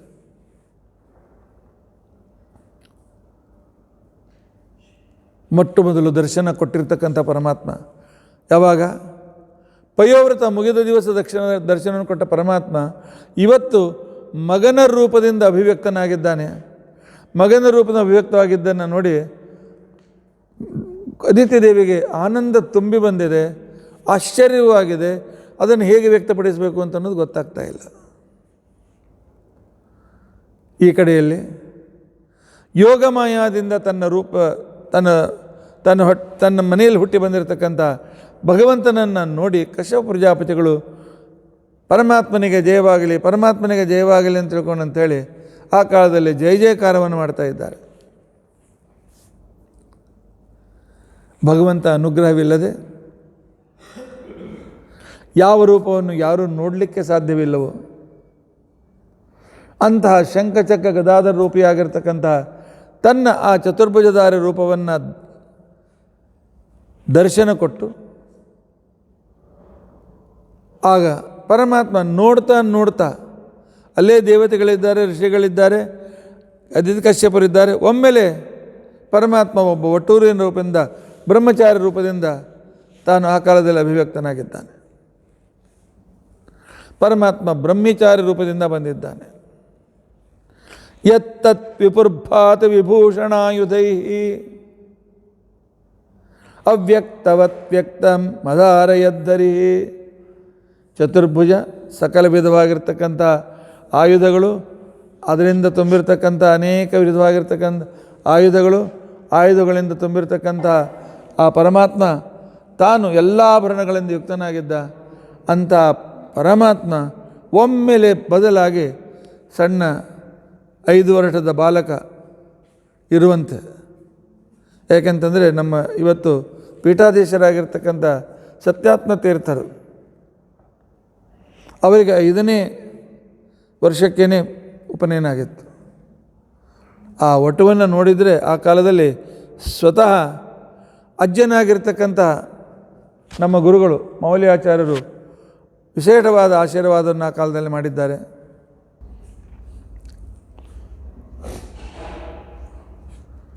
ಆ ಕಾಲದಲ್ಲಿ ಭಗವಂತನ ಅನುಗ್ರಹವಿಲ್ಲದೆ ಯಾವ ರೂಪವನ್ನು ನೋಡಲಿಕ್ಕೆ ಸಾಧ್ಯವಿರಲಿಲ್ಲ. ಅಂಥ ಬ್ರಹ್ಮಚಾರಿ ರೂಪದಿಂದ ಆ ಕಾಲದಲ್ಲಿ ಪರಮಾತ್ಮ ಅಭಿವ್ಯಕ್ತನಾಗಿದ್ದ. 5 ವರ್ಷದ ಬಾಲಕ. ಶಾಸ್ತ್ರದಲ್ಲಿ ಉಪನಯನಕ್ಕೆ ಈ ರೀತಿಯಾಗಿರ್ತಕ್ಕಂಥ ಸಮಯವೇ ಬಹಳ ಯೋಗ್ಯ ಅಂತ ತಿಳ್ಕೊಂಡಂತೇಳಿ ಕರೆದಿದ್ದಾರೆ. 7ನೇ ವಯಸ್ಸು ಬಹಳ ಶ್ರೇಷ್ಠವಾದದ್ದು, ಗರ್ಭಾಷ್ಟಮ. ಬುದ್ಧಿಮಾನ್ ಚೇತ್ ಪಂಚಮೇ ವರ್ಷ ಅಂತ ತಿಳ್ಕೊಂಡಂತ ಹೇಳಿದ್ದಾರೆ. ಹೀಗಾಗಿ ಇವತ್ತು ಪೀಠಾಧೀಶರಾಗಿರ್ತಕ್ಕಂಥ ನಮ್ಮ ಮಹಾಸ್ವಾಮಿಗಳ ಉಪನಯನವು 5ನೇ ವಯಸ್ಸಿಗೆ ಆಗಿದೆ. ಸ್ವತಃ ಸತ್ಯಪ್ರಮೋದ್ ತೀರ್ಥರೇ ಆಗ ಗಾಯತ್ರಿ ಉಪದೇಶ ಮಾಡಿದವರು ನಂತರ ತಿರುಕೂರಿನಲ್ಲಿ ಪ್ರಣವೋಪದೇಶ ಮಾಡಿ ತಮ್ಮ ಉತ್ತರಾಧಿಕಾರಿಯನ್ನಾಗಿ ಮಾಡಿದ್ದಾರೆ. ಎಂಥ ಅದ್ಭುತ ಮಹಿಮೆ ಇರಬೇಕು, ಗಾಯತ್ರಿ ಉಪದೇಶದ ಮಹಿಮೆ ಎಷ್ಟಿರಬೇಕು. ಸ್ವಾಮಿಗಳು ಮಾಡಿರ್ತಕ್ಕಂಥ ಗಾಯತ್ರಿ ಉಪದೇಶ. ಅದೇ ರೀತಿಯಾಗಿ ವಿದ್ಯಾಸಿಂಹಾಚಾರ್ಯರು ನಮ್ಮ ಗುರುಪುತ್ರರಾಗಿರ್ತಕ್ಕಂಥ ವಿದ್ಯಾಸಿಂಹಾಚಾರ್ಯರ ಉಪನಯನವೂ 5ನೇ ವಯಸ್ಸಿಗೆ ಆಗಿದೆ. ಯಾಕಂದರೆ ಅದೇ ಗುರುಕುಲದಲ್ಲಿ ಇದ್ದದರಿಂದಾಗಿ ಸಾಕ್ಷಿಯಾಗಿದ್ದೇವೆ. ಅವರು ಹಿರಿಯರು ಸ್ವಾಮಿಗಳು ಆಗಲೂ ಸತ್ಯಪ್ರಮೋದರೇ ಗಾಯತ್ರಿ ಉಪದೇಶವನ್ನು ಮಾಡಿದ್ದರಿಂದಾಗಿ ಅದ್ಭುತವಾಗಿರ್ತಕ್ಕಂತಹ ಪ್ರತಿಭೆಯಿಂದ ಯುಕ್ತರಾಗಿರ್ತಕ್ಕಂಥ ವ್ಯಕ್ತಿಗಳು. ಪರಮಾತ್ಮ ಆ ರೀತಿಯಾಗಿ ಆಗ ಅಲ್ಲಿ ಬ್ರಹ್ಮಚಾರಿಯಾಗಿ ಬಂದಿರತಕ್ಕಂಥ ಸಂದರ್ಭದಲ್ಲಿ ಒಟ್ಟು ರೂಪನಾಗಿರ್ತಕ್ಕಂತಹ ಅವರನ್ನು ನೋಡಿ ಋಷಿ ಮುನಿಗಳು ಬಹಳ ಸಂತೋಷವಾಯಿತು. ಮಾಡಿ ಬಡ ಜಾತಕರ್ಮ ನಾಮಕರಣ, ಹುಟ್ಟಿದ ದಿವಸ ಮಾಡುವ ಜಾತಕರ್ಮ. ಈಗ ಹುಟ್ಟಿ 5 ವರ್ಷದ ಬಾಲಕನಾಗಿ ಬಂದವನಿಗೆ ಆಗಲೇ ಜಾತಕರ್ಮ ಮಾಡಿದ್ದಾರೆ, ನಾಮಕರಣ ಮಾಡಿದ್ದಾರೆ, ಅನ್ನಪ್ರಾಶನ ಮಾಡಿದ್ದಾರೆ, ಚೌಲ ಉಪನಯನ ಸಂಸ್ಕಾರಗಳನ್ನು ಮಾಡಿದ್ದಾರೆ. ಇದಕ್ಕೆ ಸಂಸ್ಕಾರ ಅಂತ ತಿಳ್ಕೊಂಡಂತೇಳಿ ಹೆಸರು. ಸಂಸ್ಕಾರ ಅಂತ ತಿಳ್ಕೊಂಡಂತಂದರೆ ಹುಟ್ಟುವ ಮೊದಲು ಮಾಡುವ ಸಂಸ್ಕಾರಗಳು ದೋಷ ನಿವಾರಣೆಗೋಸ್ಕರ ಇದ್ದರೆ, ಹುಟ್ಟಿದ ನಂತರ ಮಾಡಬೇಕಾಗಿರ್ತಕ್ಕಂಥ ಸಂಸ್ಕಾರಗಳು ವಿಶೇಷ ಗುಣವನ್ನು ಅಲ್ಲಿ ಆಧಾನ ಮಾಡೋದಕ್ಕೋಸ್ಕರ ಇರ್ತವೆ. ಇವತ್ತು ನಾವೆಲ್ಲ ಸಂಸ್ಕಾರವನ್ನು ಮರೆತಿದ್ದೇವೆ. ಅದಕ್ಕೋಸ್ಕರ ನಮ್ಮ ಮಕ್ಕಳು ತತ್ವಜ್ಞಾನ ದಾರಿಗೆ ಹೋಗ್ತಾ ಇಲ್ಲ. ಮೊದಲನೇ ಸಂಸ್ಕಾರ ಗರ್ಭಾಧಾನ ಸಂಸ್ಕಾರ. ಅದನ್ನು ಮೊನ್ನೆ ಅದರ ಬಗ್ಗೆ ನಾನು ಹೇಳಿದ್ದೇನೆ, ಕೆಲವು ದಿನಗಳ ಹಿಂದೆ ಹೇಳಿದ್ದೇನೆ. 2ನೇ ಸಂಸ್ಕಾರ 2 ತಿಂಗಳು ಗರ್ಭ ಇರುವಾಗ ಪುಂಸವನ ಸಂಸ್ಕಾರ. ಈಗೆಲ್ಲ 4ನೇ ತಿಂಗಳು 5ನೇ ತಿಂಗಳು ಯಾವ ಬೇಕಾದಾಗ ಮಾಡ್ತಾರೆ. ಆದರೆ 2 ತಿಂಗಳು ಆಗುವ ಒಳಗೆ ಪೂರ್ತಿ ಆಗುವುದರೊಳಗಾಗಿ, ಅಂದರೆ ಸಾಧಾರಣ 5ನೇ 6ನೇ ವಾರ ಡಾಕ್ಟರ್ ಹೇಳ್ತಾರೆ ಗರ್ಭಧಾರಣೆ ಆಗಿದೆ ಅಂತ ತಿಳ್ಕೊಂಡಂತೇಳಿ. 7ನೇ ಅಥವಾ 8ನೇ ವಾರದಲ್ಲಿ ಈ ಪುಂಸವನ ಸಂಸ್ಕಾರ ಮಾಡಿಬಿಡಬೇಕು. ಯಾಕೆಂದರೆ ರೂಪತ್ವ, ಒಳ್ಳೆ ಬಲಿಷ್ಠವಾಗಿ ಆ ಜೀವ ಸ್ಥಿರವಾಗಿರಬೇಕು. ನಾವು ಬಯಸಿದಂಥ ಜೀವ. ಯಾಕೆ ಗರ್ಭವನ್ನು ಪ್ರವೇಶ ಮಾಡಿರ್ತಕ್ಕಂಥ ಅನೇಕ ವೀರ್ಯಾಣುಗಳಲ್ಲಿ ಅಸಂಖ್ಯ ಜೀವರಾಶಿಗಳಿರ್ತಾರೆ. ಅದರಲ್ಲಿ ಒಂದು ಜೀವ ಇಲ್ಲಿ ಸ್ಥಿರವಾಗಬೇಕಾಗಿದೆ. 1, 2 ಅಪರೂಪಕ್ಕೆ ಈ ರೀತಿಯಾಗಿ ಆಗ್ತದೆ. 3 ತನಕ ಆಗ್ಬೋದು, 4 ಆಗ್ಬೋದು. ಆದರೆ ಯಾವಾಗ ಕಾಮನ್ ಒಂದೇ. ನಮಗೆ ಬೇಕಾದಂಥ ಉತ್ತಮ ಜೀವ ಈ ಗರ್ಭದಲ್ಲಿ ಸ್ಥಿರವಾಗಲಿ ಅಂತ ತಿಳ್ಕೊಂಡು ಅಂತೇಳಿ ಮಾಡುವ ಸಂಸ್ಕಾರ, ಅದಕ್ಕೆ ಪುಂಸಮನ ಸಂಸ್ಕಾರ ಅಂತ ತಿಳ್ಕೊಂಡು ಅಂತೇಳಿ ಕರೀತಾರೆ. ಮಾಡಬೇಕು. ಪುಂಸಮನ ಸಂಸ್ಕಾರದಿಂದ ಇದು ಗರ್ಭದ ಸಂಸ್ಕಾರ. ಗರ್ಭದಲ್ಲಿ ಶಿಶು ಯಾವ ಶಿಶು ಬೇಕು ಆ ಶಿಶು ಸ್ಥಿರವಾಗಿರಬೇಕು ಅಂತ ಅನ್ನೋದಕ್ಕೋಸ್ಕರ ಮಾಡುವ ಸಂಸ್ಕಾರವಾದ್ದರಿಂದ ಇದು ಭಾಳ ಅನಿವಾರ್ಯವಾಗಿದೆ. ಇನ್ನು 3ನೇ ತಿಂಗಳು, 2 ತಿಂಗಳಾಯಿತು, 3 ತಿಂಗಳಾಗಿ 1-2 ವಾರ ಆಗೋದ್ರೊಳಗಾಗಿ ಅನವಲೋಭನ ಸಂಸ್ಕಾರ ಮಾಡಬೇಕು. ಅನವಲೋಭನ ಸಂಸ್ಕಾರ ಅಂತ ತಿಳ್ಕೊಂಡಂತಂದರೆ, ಲೋಭನ ಅಂತ ತಿಳ್ಕೊಂಡಂತಂದರೆ ಬೀಳುವಿಕೆ ಅಂತ ತಿಳ್ಕೊಂಡಂತ ಅರ್ಥ. ಅನವಲೋಭನ ಅಂತಂದರೆ ಬೀಳದೇ ಇರುವಿಕೆ, ಅಂದರೆ ಸ್ಥಿರವಾದ ಗರ್ಭ ಅಬಾರ್ಷನ್ ಆಗಬಾರ್ದು. ಅಷ್ಟೇ ಅಲ್ಲ, ತಂದೆ ತಾಯಿಗಳಿಂದ ಬಂದಿರತಕ್ಕಂಥ ಏನು ಹೆರಿಡಿಟಿಯ ದೋಷಗಳಿವೆ ಅಲ್ಲ, ಆ ಹೆರಿಡಿಟಿಯ ದೋಷಗಳು ಈ ಮಗುವಿಗೆ ಬರಬಾರ್ದು. ಗುಣ ಬಂದರೆ ಪರವಾಗಿಲ್ಲ, ತಂದೆ ತಾಯಿಗಳು ಉತ್ತಮ ಗುಣಗಳು ಬರಬಹುದು. ಆ ದೋಷಗಳನ್ನು ನಿವಾರಣೆ ಮಾಡೋದಕ್ಕೋಸ್ಕರ ಇರತಕ್ಕಂಥ ಸಂಸ್ಕಾರ ಇದು ಅನವಲೋಭನ ಸಂಸ್ಕಾರ. ಇದು 3 ತಿಂಗಳು, 2.5 ತಿಂಗಳು, 3 ತಿಂಗಳು ಆಗೋದ್ರೊಳಗಾಗಿ ಮಾಡಬೇಕಾದಂಥ ಸಂಸ್ಕಾರ. ಇದರ ನಂತರ 4ನೇ ತಿಂಗಳ ಆರಂಭದಲ್ಲಿ ಮಾಡುವ ಸಂಸ್ಕಾರ ಸೀಮಂತೋನ್ನಯನ. ನಂತರ ಧರ್ಮಶಾಸ್ತ್ರದ ನಿಬಂಧಕಾರರು 5ನೇ, 6ನೇ, 7ನೇ ತಿಂಗಳು ಅಂತ ತಿಳ್ಕೊಂಡು ಹೇಳಿದ್ದಾರೆ. ಆದರೆ ಆಯುರ್ವೇದ ಶಾಸ್ತ್ರದಲ್ಲಿ ಹೇಳ್ತಾರೆ, ಎಂಥ ರೀತಿ ಆಗಬೇಕು, ಈ ರೀತಿಯಾಗಿ ಸರ್ವಾಂಗ ಸುಂದರ ವ್ಯಾಖ್ಯಾನ, ಅಷ್ಟಾಂಗ ಹೃದಯದ ಸರ್ವಾಂಗ ಸುಂದರ ವ್ಯಾಖ್ಯಾನ ತೆಗೆದು ನೋಡಿ, ಅಲ್ಲಿ ಹೇಳಿದ್ದಾರೆ. ಶ್ರೀಮಂತೋನ್ನಯನದ ಉದ್ದೇಶ ಏನು ಅಂತ ತಿಳ್ಕೊಂಡಂತಂದರೆ, ನಮ್ಮಲ್ಲಿ ಶ್ರೀಮಂತ ಅಂತ ತಿಳ್ಕೊಂಡಂತೇಳಿ ಆ ಕಾಲದಲ್ಲಿ ಉಡಿ ತುಂಬುವುದು ಅಷ್ಟೇ, ಉಡಿ ತುಂಬ ಶಾಸ್ತ್ರ ಮಾಡಿ ಮುಗಿಸ್ತಾರೆ. ಇಲ್ಲ, ಸೀಮಂತ ಅಂತ ತಿಳ್ಕೊಂಡಂತಂದರೆ ಆಜ್ಞಾಚಕ್ರದಿಂದ ಪ್ರಾರಂಭ ಮಾಡಿಕೊಂಡು ಬ್ರಹ್ಮರಂಧ್ರದವರೆಗೂ ಇರ್ತಕ್ಕಂಥ ಭಾಗಕ್ಕೆ ಯಾವುದಕ್ಕೆ ನಾವು ಬೈತಲು ಅಂತ ತಿಳ್ಕೊಂಡಂತ ಕರಿತೇವೆ. ಹೆಣ್ಣು ಮಕ್ಕಳು ಈ ಕಡೆ 2 ಭಾಗದಿಂದ ಬೈತಲು ತೆಗಿತಾರೆ. ಈ ಗಂಡಸರು ತೆಗಿಲಿಕ್ಕೆ ಪ್ರಾರಂಭ ಮಾಡಿದ್ದಾರೆ, ಅಥವಾ ಅದಕ್ಕಿಂತ ಮೊದಲು ವಿಚಿತ್ರವಾಗಿರ್ತಕ್ಕಂಥ ಕಟ್ಟಿಂಗ್ ಬಂದಿವೆ, ಬಿಟ್ಕೊಂಡು. ಆ ಸೀಮಂತದಲ್ಲಿ ಇಲ್ಲಿ ಆಜ್ಞಾಚಕ್ರದಲ್ಲಿ ಇರತಕ್ಕಂತಹ ಆ ಶಕ್ತಿಯನ್ನು, ಆ ಯೋಗ ಸಾಮರ್ಥ್ಯವನ್ನು ಕ್ರಮವಾಗಿ ಇಲ್ಲಿಂದ ತೆಗೆದುಕೊಂಡು ಹೋಗಿ ಬ್ರಹ್ಮರಂಧ್ರದವರೆಗೆ ತೆಗೆದುಕೊಂಡು ಹೋಗಬೇಕು. ಬ್ರಹ್ಮರಂಧ್ರ ತೆಗೆದುಕೊಂಡು ಹೋಗ್ಲಿಕ್ಕೆ ಕಾರಣ ಏನು ಅಂತ ತಿಳ್ಕೊಂಡಂತಂದರೆ, ಈ ಭಾಗದಲ್ಲಿ ಮೆದುಳು 2 ಭಾಗವಾಗ್ತದೆ, 2 ಭಾಗವಾಗಿರ್ತದೆ.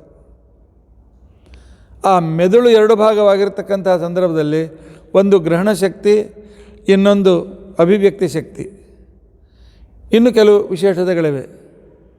ಆದರೆ ಅವೆರಡನ್ನು ಒಂದಕ್ಕೊಂದು ಕೂಡಿಸಿ ಪರಸ್ಪರ ಸಮರ್ಥವಾಗುವುದಕ್ಕೋಸ್ಕರ ಮಾಡ್ತಕ್ಕಂಥ ಸಂಸ್ಕಾರ ಇದಕ್ಕೆ ಸೀಮಂತೋನ್ನಯನ ಅಂತ ತಿಳ್ಕೊಂಡಂತೇಳಿ. ಸೀಮಂತ ಅಂದರೆ ಬೈತಲನ್ನು ಮೇಲಕ್ಕೆ ಬ್ರಹ್ಮರಂಧ್ರದವರೆಗೂ ಒಯ್ದು ಹುಟ್ಟುವ ಶಿಶುವಿಗೆ ವಿಶೇಷವಾಗಿರ್ತಕ್ಕಂಥ ಜ್ಞಾನಾದಿಗಳು ಬರಲಿ, ಉತ್ತಮವಾದ ರೀತಿಯಲ್ಲಿ ಅದರ ಮೆದುಳು ಅದೇನು ವಿಕೃತಿ ಇರಲ್ಲದೆ ಅದು ತಯಾರಾಗಲಿ ಅಂತ ತಿಳ್ಕೊಂಡಂತೇಳಿ ಮಾಡ್ತಕ್ಕಂಥ ಒಂದು ಸಂಸ್ಕಾರ. ಈಗಿನ ಬಯಾಲಜಿ ಪ್ರಕಾರ ಅಥವಾ ವೈದ್ಯಶಾಸ್ತ್ರ ಪ್ರಕಾರವೂ ಕೂಡ, ನಮ್ಮ ಶಾಸ್ತ್ರ ಪ್ರಕಾರವೂ ಸಹ 3ನೇ ತಿಂಗಳಾದಮೇಲೆ 4ನೇ ತಿಂಗಳ ಮೊದಲೇ ದಿವಸದಿಂದ ಬ್ರೈನ್ ಬೆಳೀಲಿಕ್ಕೆ ಪ್ರಾರಂಭವಾಗ್ತದೆ. ಆ ಬೆಳೀತಕ್ಕಂಥ ಬ್ರೈನ್ ಅದು ಸರಿಯಾಗಿ ಬೆಳೆಯಲಿ ಅಂತ ತಿಳ್ಕೊಂಡಂತೇಳಿ ಮಾಡ್ತಕ್ಕಂಥ ಈ ಏನು ಸೀಮಂತೋನ್ನಯನ ಕಾರ್ಯಕ್ರಮ ಇದೆ, ಬಹಳ ಅರ್ಥಪೂರ್ಣವಾಗಿರ್ತಕ್ಕಂಥ ಸೀಮಂತೋನ್ನಯ ಕಾರ್ಯಕ್ರಮ. ಅಲ್ಲಿ 10-12 ಆಹುತಿಗಳಿಂದ ಪರಮಾತ್ಮನಿಗೆ ಆಹುತಿಯನ್ನು ಕೊಟ್ಟು, ಆಮೇಲೆ ಒಳ್ಳೆ ಸಂಗೀತ, ಇನ್ಸ್ಟ್ರೂಮೆಂಟ್ ಸಂಗೀತದಿಂದ ನಮ್ಮ ಶಾಸ್ತ್ರದ ಪ್ರಕಾರ ಗರ್ಭಿಣಿಯಾಗಿರ್ತಕ್ಕಂಥವಳು ವೀಣಾ, ತಂಬೂರಿ ಇತ್ಯಾದಿಗಳ ಕೊಳಲು, ಆನಂತರ ಸರೋದವಾದನ ಇವುಗಳನ್ನು ಕೇಳ್ತಾ ಇರಬೇಕು ಅಂತಿದ್ದಾರೆ. ಹೇಗೆ ಎಷ್ಟು ಹೇಳಿ ದಿನಕ್ಕೊಂದು ಅರ್ಧ ಗಂಟೆ 2 ಗಂಟೆ ಕೇಳಿದ್ರು ಸಾಕು. ಆಗ ಆ ಮಗುವಿನ ವಿಕಾಸ ಭಾಳ ಚೆನ್ನಾಗಿ ಆಗ್ತದೆ. ಸಂಗೀತದಿಂದ ಬೆಳೆಯೂ ಚೆನ್ನಾಗಿ ಬರ್ತದೆ ಅಂತಂದಮೇಲೆ ಇದನ್ನು ಬರೋದಿಲ್ವೇ? ಅಷ್ಟೇ ಅಲ್ಲ, ಅವತ್ತಿನಿಂದ ಗರ್ಭಿಣಿಯ ತಪಸ್ಸು ಪ್ರಾರಂಭ. ಅವತ್ತಿನಿಂದ ಅವಳು ಅಳುವಂತಿಲ್ಲ. ಅವಳು ಮೇಲಿನ ಮೇಲೆ ಅಳ್ತಾ ಇದ್ದರೆ ಅಳುಬರು ಕೂಸುಡ್ತದೆ. ಯಾರ ಮೇಲೆ ಸಿಟ್ಟಿಗೆ ಬರುವಂತಿಲ್ಲ, ಅಸಮಾಧಾನ ಪಡುವಂತಿಲ್ಲ, ಯಾರಿಗೂ ಅನ್ಯಾಯ ಮಾಡುವಂತಿಲ್ಲ. ಅದಕ್ಕೇನೆ ತಾಯಿಗೆ ದೇವರು ಅಂತ ಕರೆದರು, ಮಾತೃದೇವೋಭವ. ಇವಳು ಆ ಕಾಲದಲ್ಲಿ ಏನು ವ್ಯವಹಾರ ಮಾಡ್ತಾಳೆ ಎಲ್ಲ ಸಂಸ್ಕಾರವನ್ನು ಇವಳು 24 ತಾಸು ಬೈತಾ ಇದ್ದರೆ ಅಂಥ 20 ಮಂದಿಗೆ ಬೈದು ನಿಂದ ಮಾಡ್ತಕ್ಕಂಥ ಮಗನೇ ಹುಡ್ತಾನೆ. ಏನಿಲ್ಲ, ಆ ಕಾಲದಲ್ಲಿ ಎಲ್ಲವೂ ತ್ಯಾಗ ಮಾಡಬೇಕು. ಒಳ್ಳೆ ಸಾತ್ವಿಕ ಆಹಾರ ತೆಗೆದುಕೊಳ್ಬೇಕು. ಹೇಳ್ತಾರೆ ಈಗಿನ ದಿವಸದಲ್ಲಿ, ಇಲ್ಲರಿ ಆ ಬೆಳಗ್ಗೆ ಈರುಳ್ಳಿ ಬಜ್ಜಿ ತಿನ್ನಬೇಕು ಅಂತ ಇಚ್ಛೆ ಆಗ್ತದೆ, ಏನೋ ಬಯಕೆಗಳಾಗ್ತಾ ಇರ್ತದಂತೆ. ಉಳಿದ ಬಯಕೆ ಸಾತ್ವಿಕ ಬಯಕೆಯನ್ನು ಪೂರ್ಣ ಮಾಡಿ, ಅದಕ್ಕೆ ದೋಹದ ಅಂತ ತಿಳ್ಕೊಂಡಂತ ಕರೀತಾರೆ. ಗಂಡನ ಜವಾಬ್ದಾರಿ ಅವಳ ಮನಸ್ಸು ನೋಯದಂತೆ ನೋಡಿಕೊಳ್ಳಬೇಕಾದದ್ದು. ಯಾಕೆ? ಅಂಥ ಸಮಾಧಾನಯುಕ್ತನಾದ ಮಗು ಹುಟ್ಟಬೇಕಾಗಿದೆ. ಅಭಕ್ಷ್ಯ ಭಕ್ಷಣಗಳನ್ನು ಮಾಡಿದರೆ ಅಂಥ ಅಯೋಗ್ಯ ಮಗನೇ ಹುಡ್ತಾನೆ. ಒಳ್ಳೆಯ ಸಾತ್ವಿಕ ಆಹಾರ 3ನೇ ತಿಂಗಳಿಂದ ಪ್ರಾರಂಭ ಮಾಡಿಕೊಂಡು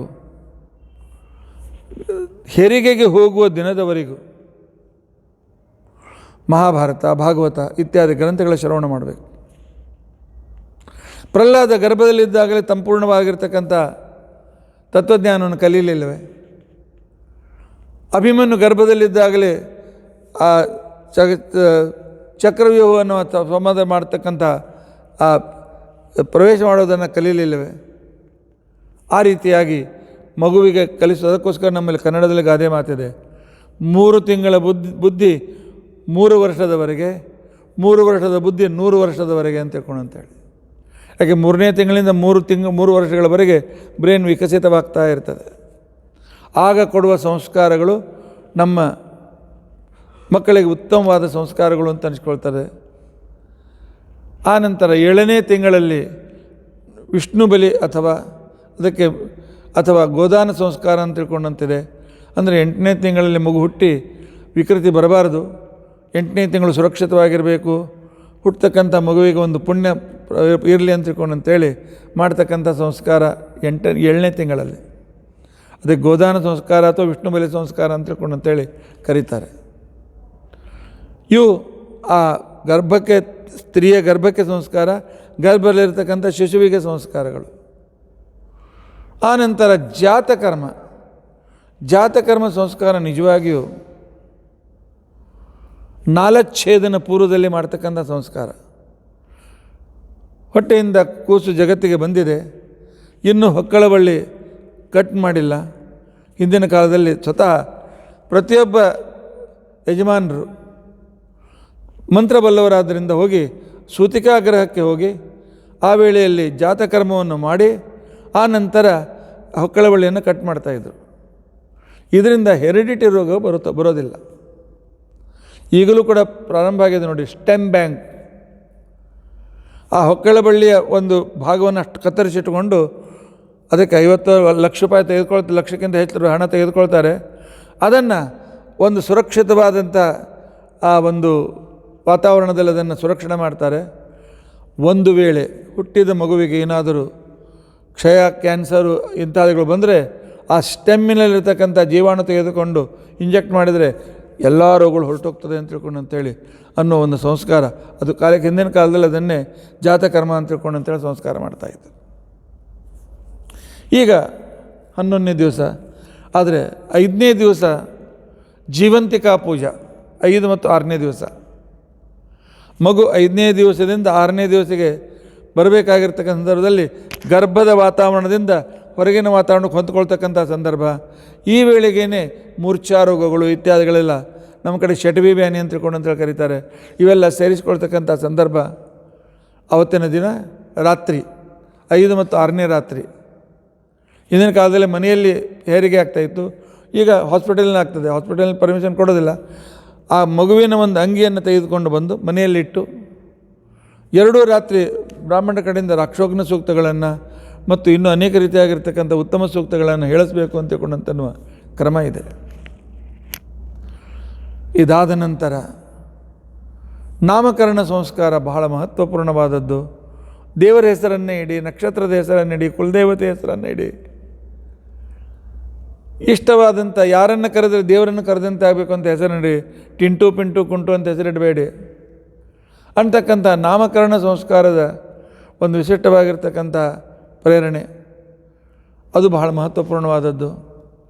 2.5 ತಿಂಗಳ ನಂತರ ಸೂರ್ಯಾವಲೋಕನ ಅಂತ ತಿಳ್ಕೊಂಡಂತೇಳಿ ಅಥವಾ ಬಹಿರ್ಗಮನ ಅಂತ ತಿಳ್ಕೊಂಡಂತೇಳಿ, ಅಂದರೆ ಸೂರ್ಯನ ಕಿರಣ ಅಲ್ಲಿವರೆಗೂ ಆ ಮಗುವಿನ ಮೇಲೆ ಬೀಳಬಾರ್ದು, ಭಾಳ ಸೂಕ್ಷ್ಮ ಚರ್ಮ ಇರ್ತದೆ ಅಂತ ತಿಳ್ಕೊಂಡಂತೇಳಿ 2.5 ತಿಂಗಳಾದಮೇಲೆ ಪರಮಾತ್ಮನೇ ಕೊಟ್ಟಿರ್ತಕ್ಕಂಥವನು. ಯಾಕೆ ಅವಳಿಗೆ ಸುಮಾರು 40 ದಿವಸಗಳವರೆಗೂ ಮೈಲಿಗೆ ಇರ್ತದೆ. ಆನಂತರ ಅದನ್ನು ಕಳೆದ ಮೇಲೆ ದೇವಾಲಯಕ್ಕೆ ಹೋಗಿ ದೇವರಿಗೆ ಮಗುವನ್ನು ನೀನು ಕೊಟ್ಟ ಮಗು ತೋಪ ಪರಮಾತ್ಮ ಅಂತ ತಿಳ್ಕೊಂಡು ಸಮರ್ಪಣೆ ಮಾಡಿ ಪರಮಾತ್ಮನ ಪ್ರಸಾದ ಅಂತ ಮಗುವನ್ನು ವಾಪಸ್ ಸ್ವೀಕಾರ ಮಾಡ್ತಕ್ಕಂಥ ಕ್ರಮಕ್ಕೆ ಇದಕ್ಕೆ ಸೂರ್ಯಾವಲೋಕನ ಸಂಸ್ಕಾರ ಅಂತ ತಿಳ್ಕೊಂಡು ಕರೀತಾರೆ. ಮಕ್ಕಳು ಯಾವಾಗ ಕೂಡ್ಲಿಕ್ಕೆ ಪ್ರಾರಂಭ ಮಾಡ್ತಾರೆ ಉಪವೇಶನ ಸಂಸ್ಕಾರ ಅಂತಿದೆ, ಎಲ್ಲ ನಾವು ಮರ್ತಿದ್ದೇವಲ್ಲ. ಉಪವೇಶನ ಕೂಡ್ಲಿಕ್ಕೆ ಪ್ರಾರಂಭ ಮಾಡಿದ್ಮೇಲೆ ಜೋಲಿ ಹೋಗಿ ಬೀಳ್ಬೋದು, ಇತ್ಯಾದಿ ಬೀಳ್ಬೋದು. ಅಲ್ಲಿ ಒಂದು ಪ್ರಾರ್ಥನೆ ಇದೆ, ಒಳ್ಳೆ ಗೋಮಯದಿಂದ ಮಂಡಲ ಮಾಡಿ ರಂಗೋಲಿ ಹಾಕಿ ಅದರ ಮೇಲೆ ಕೂಸಿಯನ್ನು ಕುಡಿಸಿ, ಆ ಕಾಲದಲ್ಲಿ ಪರಮಾತ್ಮನಿಗೂ ಭೂದೇವಿಗೂ ದಿಗ್ದೇವತೆಗಳಿಗೂ ಪ್ರಾರ್ಥನೆ ಇದೆ, ಈ ಮಗುವನ್ನು ನೀವು ಸಂರಕ್ಷಣೆ ಮಾಡಿ, ಬೀಳ್ಬೋದು ಏಳ್ಬೋದು ಅದಕ್ಕೇನೂ ಆಗದಂತೆ ನೋಡಿಕೊಳ್ಳಿ ಅಂತ ತಿಳ್ಕೊಂಡು ಹೇಳಿ ಅನ್ನುವ ಸಂಸ್ಕಾರ. ಇದರ ನಂತರ 6ನೇ ತಿಂಗಳು ಆದ ನಂತರ ಅನ್ನಪ್ರಾಶನ ಸಂಸ್ಕಾರ, 1 ವರ್ಷ ಆದ ನಂತರ ಅಕ್ಷರಾರಂಭ ಸಂಸ್ಕಾರ. ಇವೆಲ್ಲ ಪ್ರತಿಯೊಂದು ಪುಣ್ಯವಾಚನ ಪುರಸ್ಸರವಾಗಿ ಆಗತಕ್ಕಂಥ ಸಂಸ್ಕಾರಗಳು. ಒಳ್ಳೆ ಜ್ಞಾನಿಗಳ ಕೈಯಿಂದ ಅಕ್ಷರಾಭ್ಯಾಸ ಮಾಡಿದರೆ ಮುಂದೆ ಮಗು ಉತ್ತಮ ಜ್ಞಾನಿ ಆಗ್ತಾನೆ. ಆ ನಂತರ ವರ್ಷದ ಒಳಗಾಗಿ ಅಥವಾ 3ನೇ ವರ್ಷ ಪ್ರಥಮ ಕೇಶಖಂಡನ, ಯಾವುದಕ್ಕೆ ಜಾವಳ ಅಂತ ತಿಳ್ಕೊಂಡಂತೇಳಿ ಕರಿತೇವೆ, ಪ್ರಥಮ ಕೇಶಖಂಡನ ಸಂಸ್ಕಾರ. 3ನೇ ವರ್ಷದಲ್ಲಿ ಚೌಲ ಸಂಸ್ಕಾರ ಮಾಡಬೇಕು. ಚೌಲ ಸಂಸ್ಕಾರ ಮಾಡಿ ಅಂತಿಕೊಂಡಂತಂದರೆ ಪುಣ್ಯಾವಾಚನ ಚೌಲ ಮಾಡಿ ಶಿಖಾ ಬಿಡಬೇಕು. ಈ ಶಿಖೆ ಅಥವಾ ಮುಂದಿನ ಬದಿಯಲ್ಲಿ ಶಿಖೆ 5 ಶಿಖೆ 1 2 3 4. ಈಗ ಪೂರ್ತಿ ಕ್ರಾಪ್ ಬೆಳೆಸ್ತಾರೆ, ಒಳ್ಳೆಯದಲ್ಲಿ ಇಲ್ಲ, ಉಳಿದ ಭಾಗ ತೆಗೆದಿರಬೇಕು. ಯಾಕೆ? ಮೆದುಳಿನ ಮೇಲೆ ಸೂರ್ಯಕಿರಣಗಳ ಸಂಸ್ಕಾರ ಆಗಬೇಕು. ಇದಾದ ನಂತರ 5ನೇ ಅಥವಾ 8ನೇ ವಯಸ್ಸಿನಲ್ಲಿ ಉಪನಯನ ಸಂಸ್ಕಾರ. ಈಗ ಮೊದಲಿನ ಸಂಸ್ಕಾರದಲ್ಲಿ ಉತ್ತಮವಾಗಿದೆ, ಈಗ 2 ಸಂಸ್ಕಾರ ಉಳಿದಿವೆ ನಾಟಕಕ್ಕೋಸ್ಕರ. ಒಂದು ಉಪನಯನ ಸಂಸ್ಕಾರ, ಒಂದು ವಿವಾಹ ಸಂಸ್ಕಾರ. ಉಪನಯನ ಸಂಸ್ಕಾರ ಇಲ್ಲ ನಮ್ಮ ಮಗಳು ವಿದೇಶದಲ್ಲಿದ್ದಾಳೆ ಬರಬೇಕು, ಅಕ್ಕಿ ಹಾದಿ ಕಾಯ್ತೇವೆ. ಇಲ್ಲ ನಮ್ಮ ತವ್ರ ಮನೆಯವರು ಅವತ್ತು ಆಗ ಬರಲಿಕ್ಕಾಗೋದಿಲ್ಲ, ಮುಂದಿನ ವರ್ಷ ನೋಡೋಣ. ಧರ್ಮಶಾಸ್ತ್ರ ಹೇಳ್ತದೆ 8ನೇ ವಯಸ್ಸಿನಿಂದ, ಅಂದರೆ ಗರ್ಭಾಷ್ಟಮ 7 ವಯಸ್ಸು ಮುಗಿದಾಕ್ಷಣಕ್ಕೇನೆ ಅಥವಾ ಅದಕ್ಕಿಂತ ಮೊದಲು ಸ್ವಲ್ಪ ಪ್ರತಿಯೊಬ್ಬ ವ್ಯಕ್ತಿಯಲ್ಲಿ ಸಣ್ಣ ಮೆದುಳಿನ ಕೆಳಗೆ ಒಂದು ಮೇಧಾ ಕೇಂದ್ರ ಅಂತ ತಿಳ್ಕೊಂಡಂತಿದೆ. ಮೇಧಾ ಕೇಂದ್ರ, ಅದಕ್ಕೆ ಯೋಗಶಾಸ್ತ್ರದಲ್ಲಿ ಟ್ರಾನ್ಸ್ ಅಂತ ಕರೀತಾರೆ. ಆ ಟ್ರಾನ್ಸ್ ಮೇಧಾಶಕ್ತಿಯನ್ನು ಜಾಗೃತಗೊಳಿಸ್ಬೇಕು. ಆ ಟ್ರಾನ್ಸ್ನಲ್ಲಿ 108 ಆ್ಯಕ್ಟಿವ್ ಆಗಿರ್ತಕ್ಕಂಥ ಆಟಮ್ಸ್ಗಳಿವೆ, ಸೂಕ್ಷ್ಮವಾಗಿರ್ತಕ್ಕಂಥ ಶಕ್ತಿಪುಂಜಗಳಿವೆ. ಆ ಶಕ್ತಿಪುಂಜಗಳನ್ನು ಜಾಗೃತಗೊಳಿಸಬೇಕು. ಅದರ ಮೇಲಿಂದಲೇ ಈ ಸಂಪೂರ್ಣ ಪರ್ಸ್ನಾಲಿಟಿಯ ಸರ್ವಸಾಮಾನ್ಯವಾಗಿ ನಾರ್ಮಲ್ ಇರತಕ್ಕಂಥ ವ್ಯಕ್ತಿಗಳಲ್ಲಿ 4-5 ವರೆಗೂ ಅದಕ್ಕೆ ನಾವು ಮೇಧಾಶಕ್ತಿ ಅಂತ ಕರಿತೇವೆ. ಮೇಧಾಶಕ್ತಿಯ ಕಣಗಳು ಜಾಗೃತವಾಗಿರ್ತದೆ. 4ಕ್ಕಿಂತ ಕೆಳ 3, 2, 3 ಮಾತ್ರ ಜಾಗೃತವಾಗಿದ್ದರೆ ಅದಕ್ಕಿಂತ ಕಡಿಮೆ ಆಗಿದ್ದರೆ ಅವರು ಮೆಂಟಲ್ ರಿಟೈರ್ಡ್ ಆಗ್ತಾರೆ ಮಕ್ಕಳು. 6 ರಿಂದ 8 ಆ ಮೇಧಾ ಕೇಂದ್ರದ ತಂತುಗಳು ಜಾಗೃತವಾಗಿದ್ದರೆ ಆ ವ್ಯಕ್ತಿ ರ್ಯಾಂಕ್ ಸ್ಟೂಡೆಂಟ್ ಆಗ್ತಾನೆ. 16 ರಿಂದ 18 ಆ ಮೇಧಾ ಕೇಂದ್ರ ಅಣುಗಳು ಜಾಗೃತವಾಗಿದ್ದರೆ ನೊಬೆಲ್ ಪ್ರೈಸ್ ಪಡೆಯುವಷ್ಟು ದೊಡ್ಡ ತತ್ವಜ್ಞಾನಿ ಆಗ್ತಾನೆ. ಅನೇಕ ಗ್ರಂಥಗಳನ್ನು ಸಂಪೂರ್ಣವಾಗಿ ಪಾಠ ಪ್ರವಚನ ಮಾಡುವ ಸಮರ್ಥನಾಗ್ತಾನೆ. 20ಕ್ಕಿಂತ ಹೆಚ್ಚು ಅಲ್ಲಿರ್ತಕ್ಕಂಥ ಶಕ್ತಿಪುಂಜಗಳು ಜಾಗೃತವಾಗಿದ್ದರೆ ಅವನು ಋಷಿ ಅಂತ ಅನಿಸ್ಕೊಳ್ತಾನೆ. ಅದಕ್ಕೋಸ್ಕರ ವಿಂಶತಿ ಅನ್ಯೂನಃ ಋಷಿ ಅಂತ ತಿಳ್ಕೊಂಡಂತೇಳಿ ನಮ್ಮ ಶಾಸ್ತ್ರದಲ್ಲೇ ಕರೆದಿದ್ದಾರೆ. 32 ಮತ್ತು ಅದಕ್ಕಿಂತಲೂ ಹೆಚ್ಚು ಇರತಕ್ಕಂಥಗಳು ವಾಯುದೇವರು, ಭಾರತೀ ದೇವಿ, ಮಹಾಲಕ್ಷ್ಮಿ, ಪರಮಾತ್ಮ ಇತ್ಯಾದಿಗಳೆಲ್ಲ ಪರಮಾತ್ಮನಿಗೆ ಅನಂತವಾಗಿರ್ತಕ್ಕಂಥದ್ದು. ಈ ಪ್ರಾಕೃತಿಕ ಸಂಬಂಧ ಇಲ್ಲ ಮಹಾಲಕ್ಷ್ಮಿ ಪರಮಾತ್ಮನಿಗೆ. ಈ ಒಂದು ನಾವು ಉಪನಯನ ಅಂದ ಕ್ಷಣಕ್ಕೆ ಏನೋ ಸುಮ್ಮನೆ ನಾಟಕ ಅಂತ ತಿಳ್ಕೊಂಡಿದ್ದೇವೆ, ಅಲ್ಲ. ಅವನ ಧೀಕೇಂದ್ರವನ್ನು ಜಾಗೃತಗೊಳಿಸೋದು ಪರಮಾತ್ಮ ಕಂಪಲ್ಸರಿ ಆಜ್ಞೆ ಮಾಡಿದ್ದಾನೆ. 8 ವರ್ಷ 7 ವರ್ಷ ಮುಗೀತು ಅಥವಾ 8 ವರ್ಷ ಮುಗೀತು, ಒಂದು ವರ್ಷ ಕನ್ಸೆಷನ್ ಕೊಟ್ಟಿದ್ದಾನೆ ಪರಮಾತ್ಮ. 9ನೇ ವರ್ಷದ ಮೊದಲನೇ ದಿವಸದಿಂದ ಸಂಧ್ಯಾ ವಂದನೆ ಮಾಡದೇ ಇರತಕ್ಕಂಥ ಪಾಪ ಅವು ತಂದೆ ತಾಯಿಗಳಿಗೆ ಬರ್ತದೆ. ಎಷ್ಟು ಲೇಟ್ ಮಾಡ್ತಾರೆ ಅಷ್ಟು ದೋಷ, ಅಷ್ಟು ಇವನ ಬುದ್ಧಿ ಮಾಂದ್ಯತೆ ಹೆಚ್ಚಾಗ್ತದೆ. ಇವನಲ್ಲಿರ್ತಕ್ಕಂಥ ಅಲರ್ಟ್ನೆಸ್ ಹೊರಟೋಗ್ತದೆ. ಯಾಕೆ ಅಂತಂದರೆ ಆ ಒಂದು ಧೀಕೇಂದ್ರ ಜಾಗೃತವಾದಂತೆ ಮನುಷ್ಯನಿಗೆ ಏನಾಗ್ತದೆ, ಒಂದು ಮೆಮೊರಿ ಪವರ್ ಬೆಳೀತದೆ, ಒಂದು ರೀಸನಿಂಗ್ ಪವರ್ ಬೆಳೀತದೆ. ಆ ನಂತರ ಪರಮಾತ್ಮನಿಗೆ ಅವರಿಗೆ ರೀಸನಿಂಗ್ ಪವರ್ ಜೊತೆಯಲ್ಲಿ ಥಿಂಕಿಂಗ್ ಪವರ್ ಬೆಳೀತದೆ, ಲಾಜಿಕಲ್ ಥಿಂಕಿಂಗ್ ಪವರ್ ಬೆಳೀತದೆ. ಇವೆಲ್ಲ ಸರಿಯಾದ ವೇಳೆಗೆ ಉಪನಯನ ಮಾಡಿದರೆ ಮಾತ್ರ. ಹಾಗಾದರೆ ಇವೆಲ್ಲ ಭಾಗ್ಯ ಪುರುಷರಿಗೇನು ಮಾತ್ರ, ಏನು ಹೆಣ್ಮಕ್ಳಿಗೆ ಬೇಡ? ಏನು ಹೆಣ್ಮಕ್ಳಿಗೂ ಆ ವಯಸ್ಸಿನಲ್ಲಿ ತಂದೆ ತಾಯಿಗಳು ಆಮಂತ್ರಕವಾಗಿ ತಂದೆ ತಾಯಿಗಳು ಒಳ್ಳೆಯ ಜ್ಞಾನೋಪದೇಶವನ್ನು ಮಾಡಿ ಅವರಲ್ಲಿರ್ತಕ್ಕಂಥ ಉಪನಯನ ಅಂತಿಕೊಂಡಂತಂದ್ರೆ ಗುರುಗಳ ಹತ್ತಿರ ನಯನ ಕರೆದುಕೊಂಡೋಗಿ ಮಂತ್ರೋಪದೇಶ ಮಾಡಿಸೋದು. ಇಲ್ಲಿ ತಂದೆ ತಾಯಿಗಳೇ ಗುರುಗಳಾದ್ದರಿಂದಾಗಿ ಹೆಣ್ಮಕ್ಕಳಿಗೆ ಆ ಸ್ತೋತ್ರಗಳನ್ನು ಕಲಿಸಿ, ಮಂತ್ರಗಳನ್ನು ಕಲಿಸಿ, ಮೌನಗೌರಿ ವ್ರತ ಇತ್ಯಾದಿಗಳನ್ನು ವ್ರತಗಳನ್ನು ಮಾಡಿಸಿ, ಆಗ ಅವರು ವಿಶಿಷ್ಟವಾದ ರೀತಿಯಲ್ಲಿ ಅದ್ಭುತವಾದ ಕ್ರಮದಲ್ಲಿ ಬೆಳೀತಾರೆ, ಸುಸಂಸ್ಕೃತರಾಗಿ ಬೆಳೀತಾರೆ. ಆದ್ದರಿಂದ ಉಪನಯನ ಅಂತ ತಿಳ್ಕೊಂಡಂತನ್ನೋದು ನಾಟಕ ಅಂತ ತಿಳ್ಕೊಳ್ಬೇಡಿ. ಉಪನಯನ ಅಂತ ತಿಳ್ಕೊಂಡಂತನ್ನೋದು ಮೇಧಾಶಕ್ತಿಯನ್ನು ಬೆಳೆಸ್ತಕ್ಕಂಥ ಅದ್ಭುತವಾದ ಕ್ರಿಯೆ. ಅದಕ್ಕೋಸ್ಕರವೇ ಆ ಶಕ್ತಿಯನ್ನು ಬೆಳೆಸಲಿಕ್ಕೆ ಸಾಧನವಾದದ್ದು ಗಾಯತ್ರಿ ಮಂತ್ರ. ಅದಕ್ಕೆ ಗಾಯತ್ರಿ ಮಂತ್ರ ಮೊದಲು ಯಜ್ಞೋಪವೀತ ಧಾರಣೆ. ಏಕೆ? ಯಜ್ಞೋಪವೀತದಲ್ಲಿ 3 ಎಳೆಗಳಿರ್ತದೆ. ಒಂದೊಂದು ಎಳೆಯಲ್ಲಿ 3 ಎಳೆ, ಒಟ್ಟು 9 ಎಳೆಗಳಿರ್ತದೆ.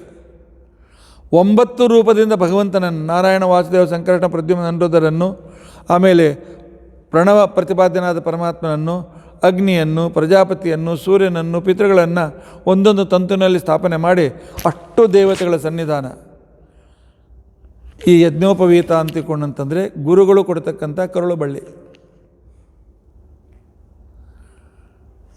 ಅಂತ ಅನಿಸ್ಕೊಳ್ತದೆ. ಅದಕ್ಕೋಸ್ಕರ ಯಜ್ಞೋಪವೀತದ ಮಂತ್ರ ಹೇಗಿದೆ? ಯಜ್ಞೋಪವೀತಂ ಪರಮಂ ಪವಿತ್ರಂ. ಯಜ್ಞ ನಾಮಕನಾಗಿರ್ತಕ್ಕಂಥ ಪರಮಾತ್ಮನ ಆ ಪವಿತ್ರಾಣಾಂ ಪವಿತ್ರಂ ಯೋ, ಆ ಪರಮಾತ್ಮನ ಸನ್ನಿಧಾನದ ಪಾವಿತ್ರ್ಯವನ್ನು ತಂದು ಕೊಡ್ತಕ್ಕಂತಹ ಇದು ಅತ್ಯಂತ ಪವಿತ್ರವಾಗಿದೆ. ಪರಮಂ ಪವಿತ್ರಂ. ಇದನ್ನು ಪರಮಾತ್ಮ ಮೊದಲು ತಾಯಿಯ ಗರ್ಭದಲ್ಲಿದ್ದಾಗ ಒಂದು ಕೊಟ್ಟಿದ್ದ, ಅದೇ ಕರಳುಬಳ್ಳಿ. ಎನಾಟಮಿಯಲ್ಲಿ ನೋಡಿಕೊಳ್ಳಿ, ಕರಳುಬಳ್ಳಿ ಈ ರೀತಿಯಾಗಿ ಯಜ್ಞೋಪವೀತಂತೆ ಹೀಗೆ ಹೆಗಲ ಮೇಲೆ ಹೋಗಿರ್ತದೆ ಕರಳುಬಳ್ಳಿ. ನಾಭಿಯಿಂದ ಹೀಗೆ ಹೋಗಿ ಮತ್ತೆ ಶರೀರಕ್ಕೆ ತಾಯಿಗೆ ಕನೆಕ್ಟ್ ಆಗಿರ್ತದೆ. ಅದು ಪ್ರಜಾಪತೆ ಯತ್ ಸಹಜಂ ಪುರಸ್ತಾತ್.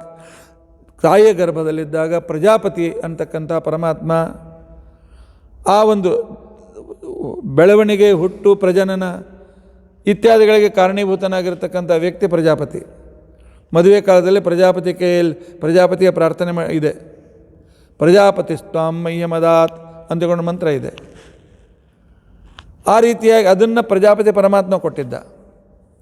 ಈಗ ಗುರುಗಳು ಹೇಳ್ತಾರೆ, ನಾನು ಈಗ ನಿನಗೆ ಎರಡನೇ ಕರುಳು ಬಳ್ಳಿ, ಅಂದರೆ ನೀನು ನನ್ನನ್ನು ತಾಯಿ ಅಂತ ತಂದೆ ಅಂತ ತಿಳ್ಕೊಳ್ಬೇಕು. ಈಗ ಗುರುಗಳೇ ತಾಯಿ ತಂದೆ ಆಗ್ತಾರೆ. ತಾಯಿ ತಂದೆ ಆಗಬೇಕಾಗಿದ್ದರೆ ಇವ್ರದ್ದೊಂದು ಕಳ್ಳು ಬಳ್ಳಿಯ ಕನೆಕ್ಷನ್ ಆಗಬೇಕಲ್ಲ ಗುರುಗಳಿಗೂ ಶಿಷ್ಯರಿಗೂ. ಆದ್ದರಿಂದ ಅದಕ್ಕೋಸ್ಕರ ಹೇಳ್ತಾರೆ, ಪ್ರಜಾಪತಿರ್ ಯತ್ ಸಹಜಂ ಪುರಸ್ತಾತ್, ಮೊದಲು ಪ್ರಜಾಪತಿ ಕೊಟ್ಟದ್ದು ಆಯುಷ್ಯಂ ಅಗ್ರ್ಯಂ, ಅತ್ಯಂತ ಉತ್ತಮ ಉನ್ನತಿ ಕೊಡ್ತಕ್ಕಂಥದ್ದು, ಆಯುಷ್ಯ ಕೊಡ್ತಕ್ಕಂಥದ್ದು.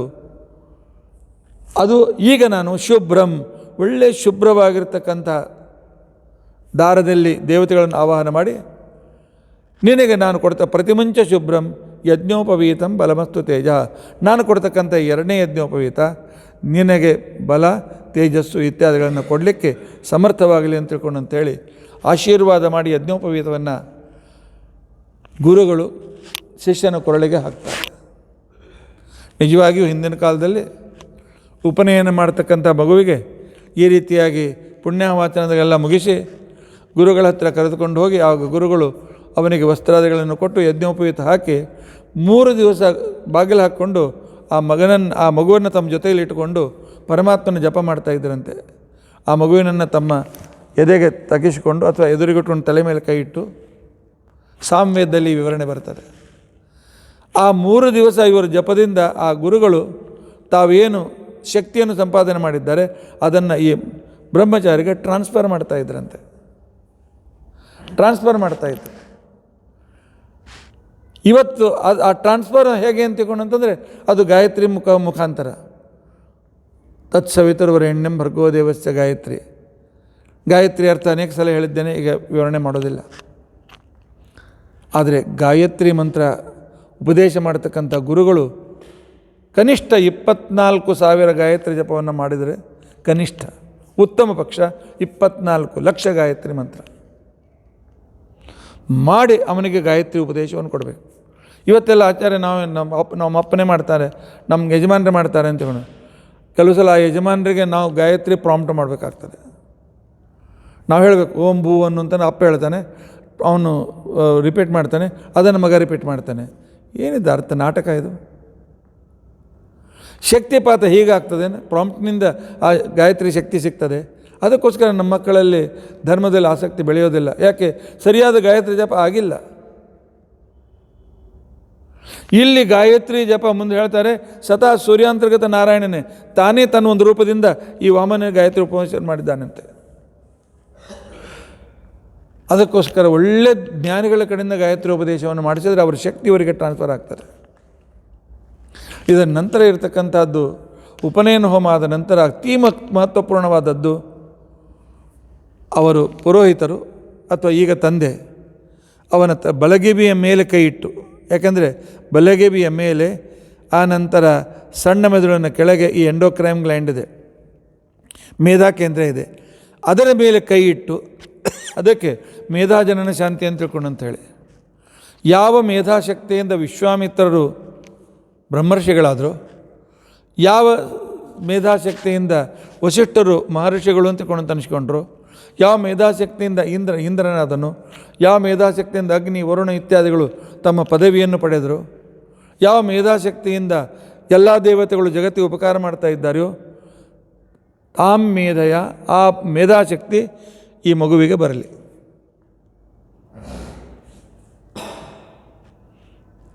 ಇಲ್ಲ ಪುಣ್ಯಾವಚನ ಪ್ರಾರಂಭದಾಕ್ಷಣಕ್ಕೆ ಆಚಾರ್ಯ ಬಹಳ ಮಂದಿ ಬಂದಾರ, ಊಟಕ್ಕೆ ಲೇಟ್ ಆಗ್ತದೆ, ಲಘುನ ಮುಗಿಸ್ಬಿಟ್ರೆ. ನಾಟಕಕ್ಕೋಸ್ಕರ ಪುರೋಹಿತರನ್ನು ಕರೆದಿದ್ದಾಗಿದೆ. ಇಲ್ಲ, ನಾನು ಮೊದಲೇ ಹೇಳ್ತೇನೆ, ನಾವು ಹೋಗೋದಿಲ್ಲ ಭಾಳ ಕಡಿಮೆ, ಆದರೆ ಮೊದಲು ಅನೇಕ ಜನ ಮಾಡಿಸುವಾಗ ಒಂದೇ ಮಾತನ್ನು ಹೇಳ್ತಾ ಇದ್ದೆ, ನಾನು ಮಾಡಿಸುವಷ್ಟು ಹೊತ್ತುವರೆಗೂ ನೀವು ಉಪನಯನ ಮಾಡಿಸಿಕೊಳ್ಳೋದಿದ್ದರೆ ಬರ್ತೇನೆ, ಇಲ್ಲದೆ ನಾನು ನಾಟಕ ಮಾಡಿ ಸುಮ್ಮನೆ ನಿಮ್ಮ ದಕ್ಷಿಣೆ ಜೊತೆಗೆ ಪಾಪ ತೆಗೆದುಕೊಂಡು ನಂಗೆ ಬೇಕಾಗಿಲ್ಲ. ದಕ್ಷಿಣೆ ಕೊಟ್ಟದ್ದು ಎಷ್ಟು ದಿವಸ ಇರ್ಬೋದು, ಅದ್ರ ಜೊತೆಗೆ ಬಂದ ಪಾಪ ನಾನು ಅನುಭವಿಸ್ಬೇಕಾಗ್ತದೆ. ಯಾಕೆ? ಸರಿಯಾದ ಸಂಸ್ಕಾರ ಮಾಡದೇ ಇದ್ದರೆ ನಾವು ಪಾಪಿಗಳಾಗ್ತೇವಲ್ಲ. ಯಜಮಾನರು ಅದಕ್ಕೆ ಕೋಆಪ್ರೇಷನ್ ಮಾಡಲೇಬೇಕಾಗ್ತದೆ. ಆ ನಂತರ ಇನ್ನೊಂದು, ನಮ್ಮ ಮಗ ಅಳ್ತಾನ್ರಿ, ಅದಕ್ಕೋಸ್ಕರ ಸಣ್ಣ ವಯಸ್ಸಿಗೆ ಮಾಡ್ತೀವಿ, ಇಲ್ಲ ಕೂದಲು ಕತ್ತರಿಸಬಾರ್ದು ಅಂತ ತಿಳ್ಕೊಂಡು ಅಂತೇಳಿ ಆಚಾರ್ಯ ಸ್ವಾಮಿ ದರ್ಭದಿಂದ ಕಟ್ಟು ಮಾಡಿಬಿಡಿ. ಹಾಗಾದರೆ ದರ್ಭದಿಂದಲೇ ಎಲ್ಲ ಬಂದ ಅಂತ ತಿಳ್ಕೊಂಡು ಅಲ್ಲಿಗೆ ಉಪನಯನ ಮುಗೀತು. ಮೊದಲಿನ ಕೂದಲು ಹೋಗದೆ ಕೇವಲ ಶಿಖಾಭಾಗ ಬಿಟ್ಟು ಮೊದಲಿನ ಕೂದಲು ಹೋಗದೇ ಇದ್ದರೆ ಅವನಿಗೆ ಮೈಲಿಗೆ ಇರ್ತದೆ. ಆ ಮೈಲಿಗೆಯಲ್ಲಿ ಕ್ಷೌರ ಆಗದೇ ಇದ್ದರೆ ಮೈಲಿಗೆ, ಆ ಮೈಲಿಗೆಯಲ್ಲಿ ಗಾಯತ್ರಿ ಉಪದೇಶ ಮೇಧಾಜನ ಶಾಂತಿ ಎಷ್ಟು ಸಮರ್ಥಕವಾಗಿ ಆಗ್ತದೆ, ಸಮರ್ಪಕವಾಗಿ ಆಗ್ತದೆ, ಅದನ್ನು ಅರ್ಥ ಮಾಡಿಕೊಳ್ಬೇಕು. ಈ ರೀತಿಯಾಗಿರ್ತಕ್ಕಂಥ ಅರ್ಥ ಮಾಡಿಕೊಳ್ತಕ್ಕಂಥ ಸಂದರ್ಭದಲ್ಲಿ ಇಷ್ಟೆಲ್ಲ ವಿಷಯ ಭಾಳ ಸಂಕ್ಷಿಪ್ತವಾಗಿ ಹೇಳಿದ್ದೇನೆ.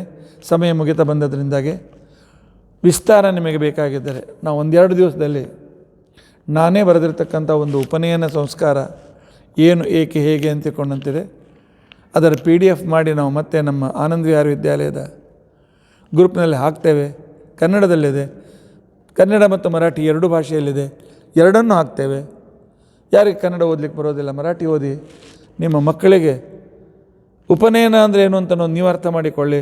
ನಿಮ್ಮ ಮೊಮ್ಮಕ್ಕಳಿಗಾದರೂ ಈ ರೀತಿಯಾಗಿರ್ತಕ್ಕಂಥ ರೀತಿಯಿಂದ ಮಾಡಲಿಕ್ಕೆ ಪ್ರಯತ್ನಿಸಿ. ಅಥವಾ ಮಕ್ಕಳಿಗೂ ಕೂಡ ಗಾಯತ್ರಿ ಉಪದೇಶದ ಮಹಿಮೆಯನ್ನು ಹೇಳಿಕೊಡಿ. ಸೈಂಟಿಫಿಕ್ಕಾಗಿ ಅದರಲ್ಲಿ ಸಂಪೂರ್ಣ ವಿವರಣೆ ಇದೆ. ಇದೇ ರೀತಿಯಾಗಿ ಇಲ್ಲಿ ಅದೇ 5 ವರ್ಷದವನಾಗಿ ಅಭಿವ್ಯಕ್ತನಾದ ಪರಮಾತ್ಮನಿಗೆ ಸ್ವತಃ ಉಪನಯನವನ್ನು ಕೂಡ ಮಾಡಿಬಿಟ್ಟಿದ್ದಾರೆ. ಇನ್ನು ಉಪನಯನ ಸಂಸ್ಕಾರವಾದ ನಂತರ ವಟುವಿಗೆ ಮಾತೃಭಿಕ್ಷೆ ಆಗಬೇಕು, ವಟುವಿಗೆ ಉಡುಗೊರೆಗಳನ್ನು ಕೊಡಬೇಕು. ವಾಮನನಿಗೆ ದೇವತೆಗಳು ಋಷಿಗಳು ಏನು ಉಡುಗೊರೆ ಕೊಟ್ಟರು? ಈಗಿನ ಕಾಲಕ್ಕೆ ಉಡುಗೊರೆ ಕೊಡ್ತಾರೆ, ಸ್ಟೀಲಿನ ಪಾತ್ರೆ, ಆನಂತರ ವಾಚು, ಇನ್ನು ಸ್ವಲ್ಪ ಶ್ರೀಮಂತಿದ್ರೆ ಮೊಬೈಲು, ಮತ್ತೇನೇನು. ಯಾಕೆ ಒಂದು ಉಪನಯನಕ್ಕೆ ನಾನು ಹೋಗಿದ್ದೆ, ಇಲ್ಲ ಬೊಂಬೆಯಲ್ಲೇ ಆಗಿತ್ತು. ಆಗ ಅಲ್ಲೇ ಕೊಡುವಾಗ ನಮ್ಗೆ ಅಲ್ಲೇ ಬಾಜು ಕೊಡಿಸಿರ್ತಾರೆ. ಒಬ್ಬ ವ್ಯಕ್ತಿ ತಂದು ಸ್ಪೇಟ್ ಪ್ಯಾಕ್, ಮಗು ಫಾರಿನಿಂದ ತಂದಿದ್ದೇನೆ ಆಟ ಆಡ್ಲಿಕ್ಕೆ ಚೆನ್ನಾಗಿರುತ್ತೆ ಅಂತ ತಿಳ್ಕೊಂಡು ಅಂತೇಳಿ ಉಪನೀತನಾದವನಿಗೆ ಸ್ಪೇಟ್ ಪ್ಯಾಕನ್ನು ಉಡುಗೊರೆ ಕೊಟ್ಟ ಒಬ್ಬ ವ್ಯಕ್ತಿ. ಏನೇನೇನೋ ಕೊಡ್ತಾರೆ. ಇಲ್ಲ, ಅವನು ಸಂಧ್ಯಾವಂದನಾದ ಸಾಧನೆ ಮಾಡಬೇಕಾಗಿದ್ದರೆ ಏನು ಬೇಕು ಅದನ್ನೇ ಕೊಡಬೇಕು, ಬೇರೆ ಉಡುಗೊರೆ ಕೊಡಬಾರ್ದು ಅಂತ ತಿಳ್ಕೊಂಡಂದಿದ್ದಾರೆ. ಕೊಟ್ಟರೆ ನಾವು ಅನ್ಯಾಯ ಮಾಡ್ತೇವೆ ಅಂತ ತಿಳ್ಕೊಂಡು ಅಂತೇಳಿ ಉಡುಗೊರೆ ಏನು ಕೊಟ್ಟರು ಅಂತ ಅನ್ನೋದನ್ನು ನಾಳಿನ ದಿವಸ ತಿಳಿದುಕೊಳ್ಳೋಣ. ಉಪನಯನ ಸಂಸ್ಕಾರದ ವಿಸ್ತಾರ ಆ PDF ಓದಿ. ಮತ್ತೊಂದು ಸಂದರ್ಭ ಬಂದಾಗ ಇನ್ನೊಮ್ಮೆ ನಾನು ಮತ್ತೆ ಪುನಃ ಪ್ರವಚನದಲ್ಲಿ ಇಷ್ಟು ಅದರ ಕಾನ್ಸೆಪ್ಟು, ಇನ್ನು ಅದರಲ್ಲಿ ಪ್ರತಿಯೊಂದು ಹೆಜ್ಜೆ ಹೆಜ್ಜೆಗೂ ಪುಣ್ಯವಾಚನ ಅಂದ್ರೇನು, ಮಾತೃಕಾ ಪೂಜನ ಅಂದ್ರೇನು ಇತ್ಯಾದಿಗಳೆಲ್ಲ ಅದರಲ್ಲಿರ್ತಕ್ಕಂಥ ಉಪನಯನದ ವಿಧಾನಗಳನ್ನು ವಿಸ್ತಾರವಾಗಿ, ಗಾಯತ್ರಿ ಮಂತ್ರದ ಅರ್ಥದ ವಿಸ್ತೃತತೆ, ಕ್ಷೌರದ ಮಹತ್ವ ಇತ್ಯಾದಿಗಳೆಲ್ಲವೂ ಕೂಡ ಅಲ್ಲಿ ಕೊಟ್ಟಿದೆ. ಇದೆಲ್ಲವೂ ಸೈಂಟಿಫಿಕ್ ಇದೆ, ನಾಟಕ ಇಲ್ಲ, ಅಂಧವಿಶ್ವಾಸ ಇಲ್ಲ ಅನ್ನೋದನ್ನು ಅರ್ಥ ಮಾಡಿಕೊಳ್ಳಿ ಅಂತ ಹೇಳಿ ಪರಮಾತ್ಮನಿಗೆ ಏನು ಉಡುಗೊರೆ ಕೊಟ್ಟರು ಅನ್ನೋದನ್ನು ನಾಳಿನ ದಿವಸ ನಾವು ತಿಳಿದುಕೊಳ್ಳೋಣ. ಮುಂದೆ ಭಗವಂತನು ತೋರಿಸಿದ ಅದ್ಭುತ ತನ್ನ ಅವತಾರ ಲೀಲೆಯನ್ನು ನಾಳಿನ ದಿವಸ ಕೇಳಲಿಕ್ಕೆ ಪ್ರಯತ್ನ ಮಾಡೋಣ. ಇತಿ ಅದ್ಯಕಥಾ ಪ್ರಸಕ್ತಿ. ವಾಮನನು ಹುಟ್ಟಿದ್ದು ದ್ವಾದಶಿ, ಇವತ್ತು ದ್ವಾದಶಿ, ಅದು ಭಾದ್ರಪದ ಮಾಸದ ದ್ವಾದಶಿ, ಇದು ಮಾರ್ಗಶ್ರೇಷ್ಠ ಮಾಸದ ದ್ವಾದಶಿ. ಒಟ್ಟು ಇವತ್ತು ವಾಮನಾವತಾರವಾಗಿದೆ. ಆದ್ದರಿಂದಾಗಿ ಈ ವಾಮನ ದೇವರನ್ನು ಉಪಾಸನೆ ಮಾಡೋಣ. ವಾಮನ ದೇವರು ಹೇಗಿದ್ದಾರೆ ಅಂತ ತಿಳ್ಕೊಂಡಂತಂದರೆ ಅಗ್ನಿಯಿಂದ ಹುಟ್ಟಿರ್ತಕ್ಕಂಥವರು, ಆನಂತರ ಬ್ರಹ್ಮಚಾರಿಯ ವೇಷ, ಅಭಯ ಮತ್ತು ಜ್ಞಾನ ಮುದ್ರಾದಿಂದ ಒಂದು ಅಭಯ ಮುದ್ರಾ, ಇದು ಜ್ಞಾನ ಮುದ್ರಾ, ಅಭಯ ಮುದ್ರೆಯಿಂದ ಯುಕ್ತರಾಗಿರ್ತಕ್ಕಂಥವರು. ವಾಮನನ ಪೂಜೆ ದಿನಾಳು ತಪ್ಪದೇ ಮಾಡಿ ದಧಿವಾಮನ ಸ್ತೋತ್ರ ಹೇಳಿ. ಯಾಕೆ? ವಾಮನೋ ಬುದ್ಧಿದಾತಾಚ ದ್ರವ್ಯಸ್ಥೋ ವಾಮನ ಸ್ಮೃತಃ. ಬುದ್ಧಿಯನ್ನು ಕೊಡ್ತಕ್ಕಂಥವನು, ದ್ರವ್ಯವನ್ನು ಕೊಡ್ತಕ್ಕಂಥವನು ಪರಮಾತ್ಮ ವಾಮನ. ಇಂಥ ವಾಮನನನ್ನು ನಾವು ಸ್ಮರಣೆ ಮಾಡ್ತಾ ಇದ್ದರೆ ನಮಗೆ ಬುದ್ಧಿಯೂ ಬರ್ತದೆ, ಹಣವೂ ಬರ್ತದೆ, ಮತ್ತಿನ್ನೇನು ಬೇಕು ಅದನ್ನು ನಾಳಿನ ದಿವಸ ತಿಳಿದುಕೊಳ್ಳಿಕ್ಕೆ ಪ್ರಯತ್ನಿಸೋಣ. ಇತಿ ಅದ್ಯ ಕಥಾ ಪ್ರಸಕ್ತಿ. ಶ್ರೀಕೃಷ್ಣಾರ್ಪಣಮಸ್ತು.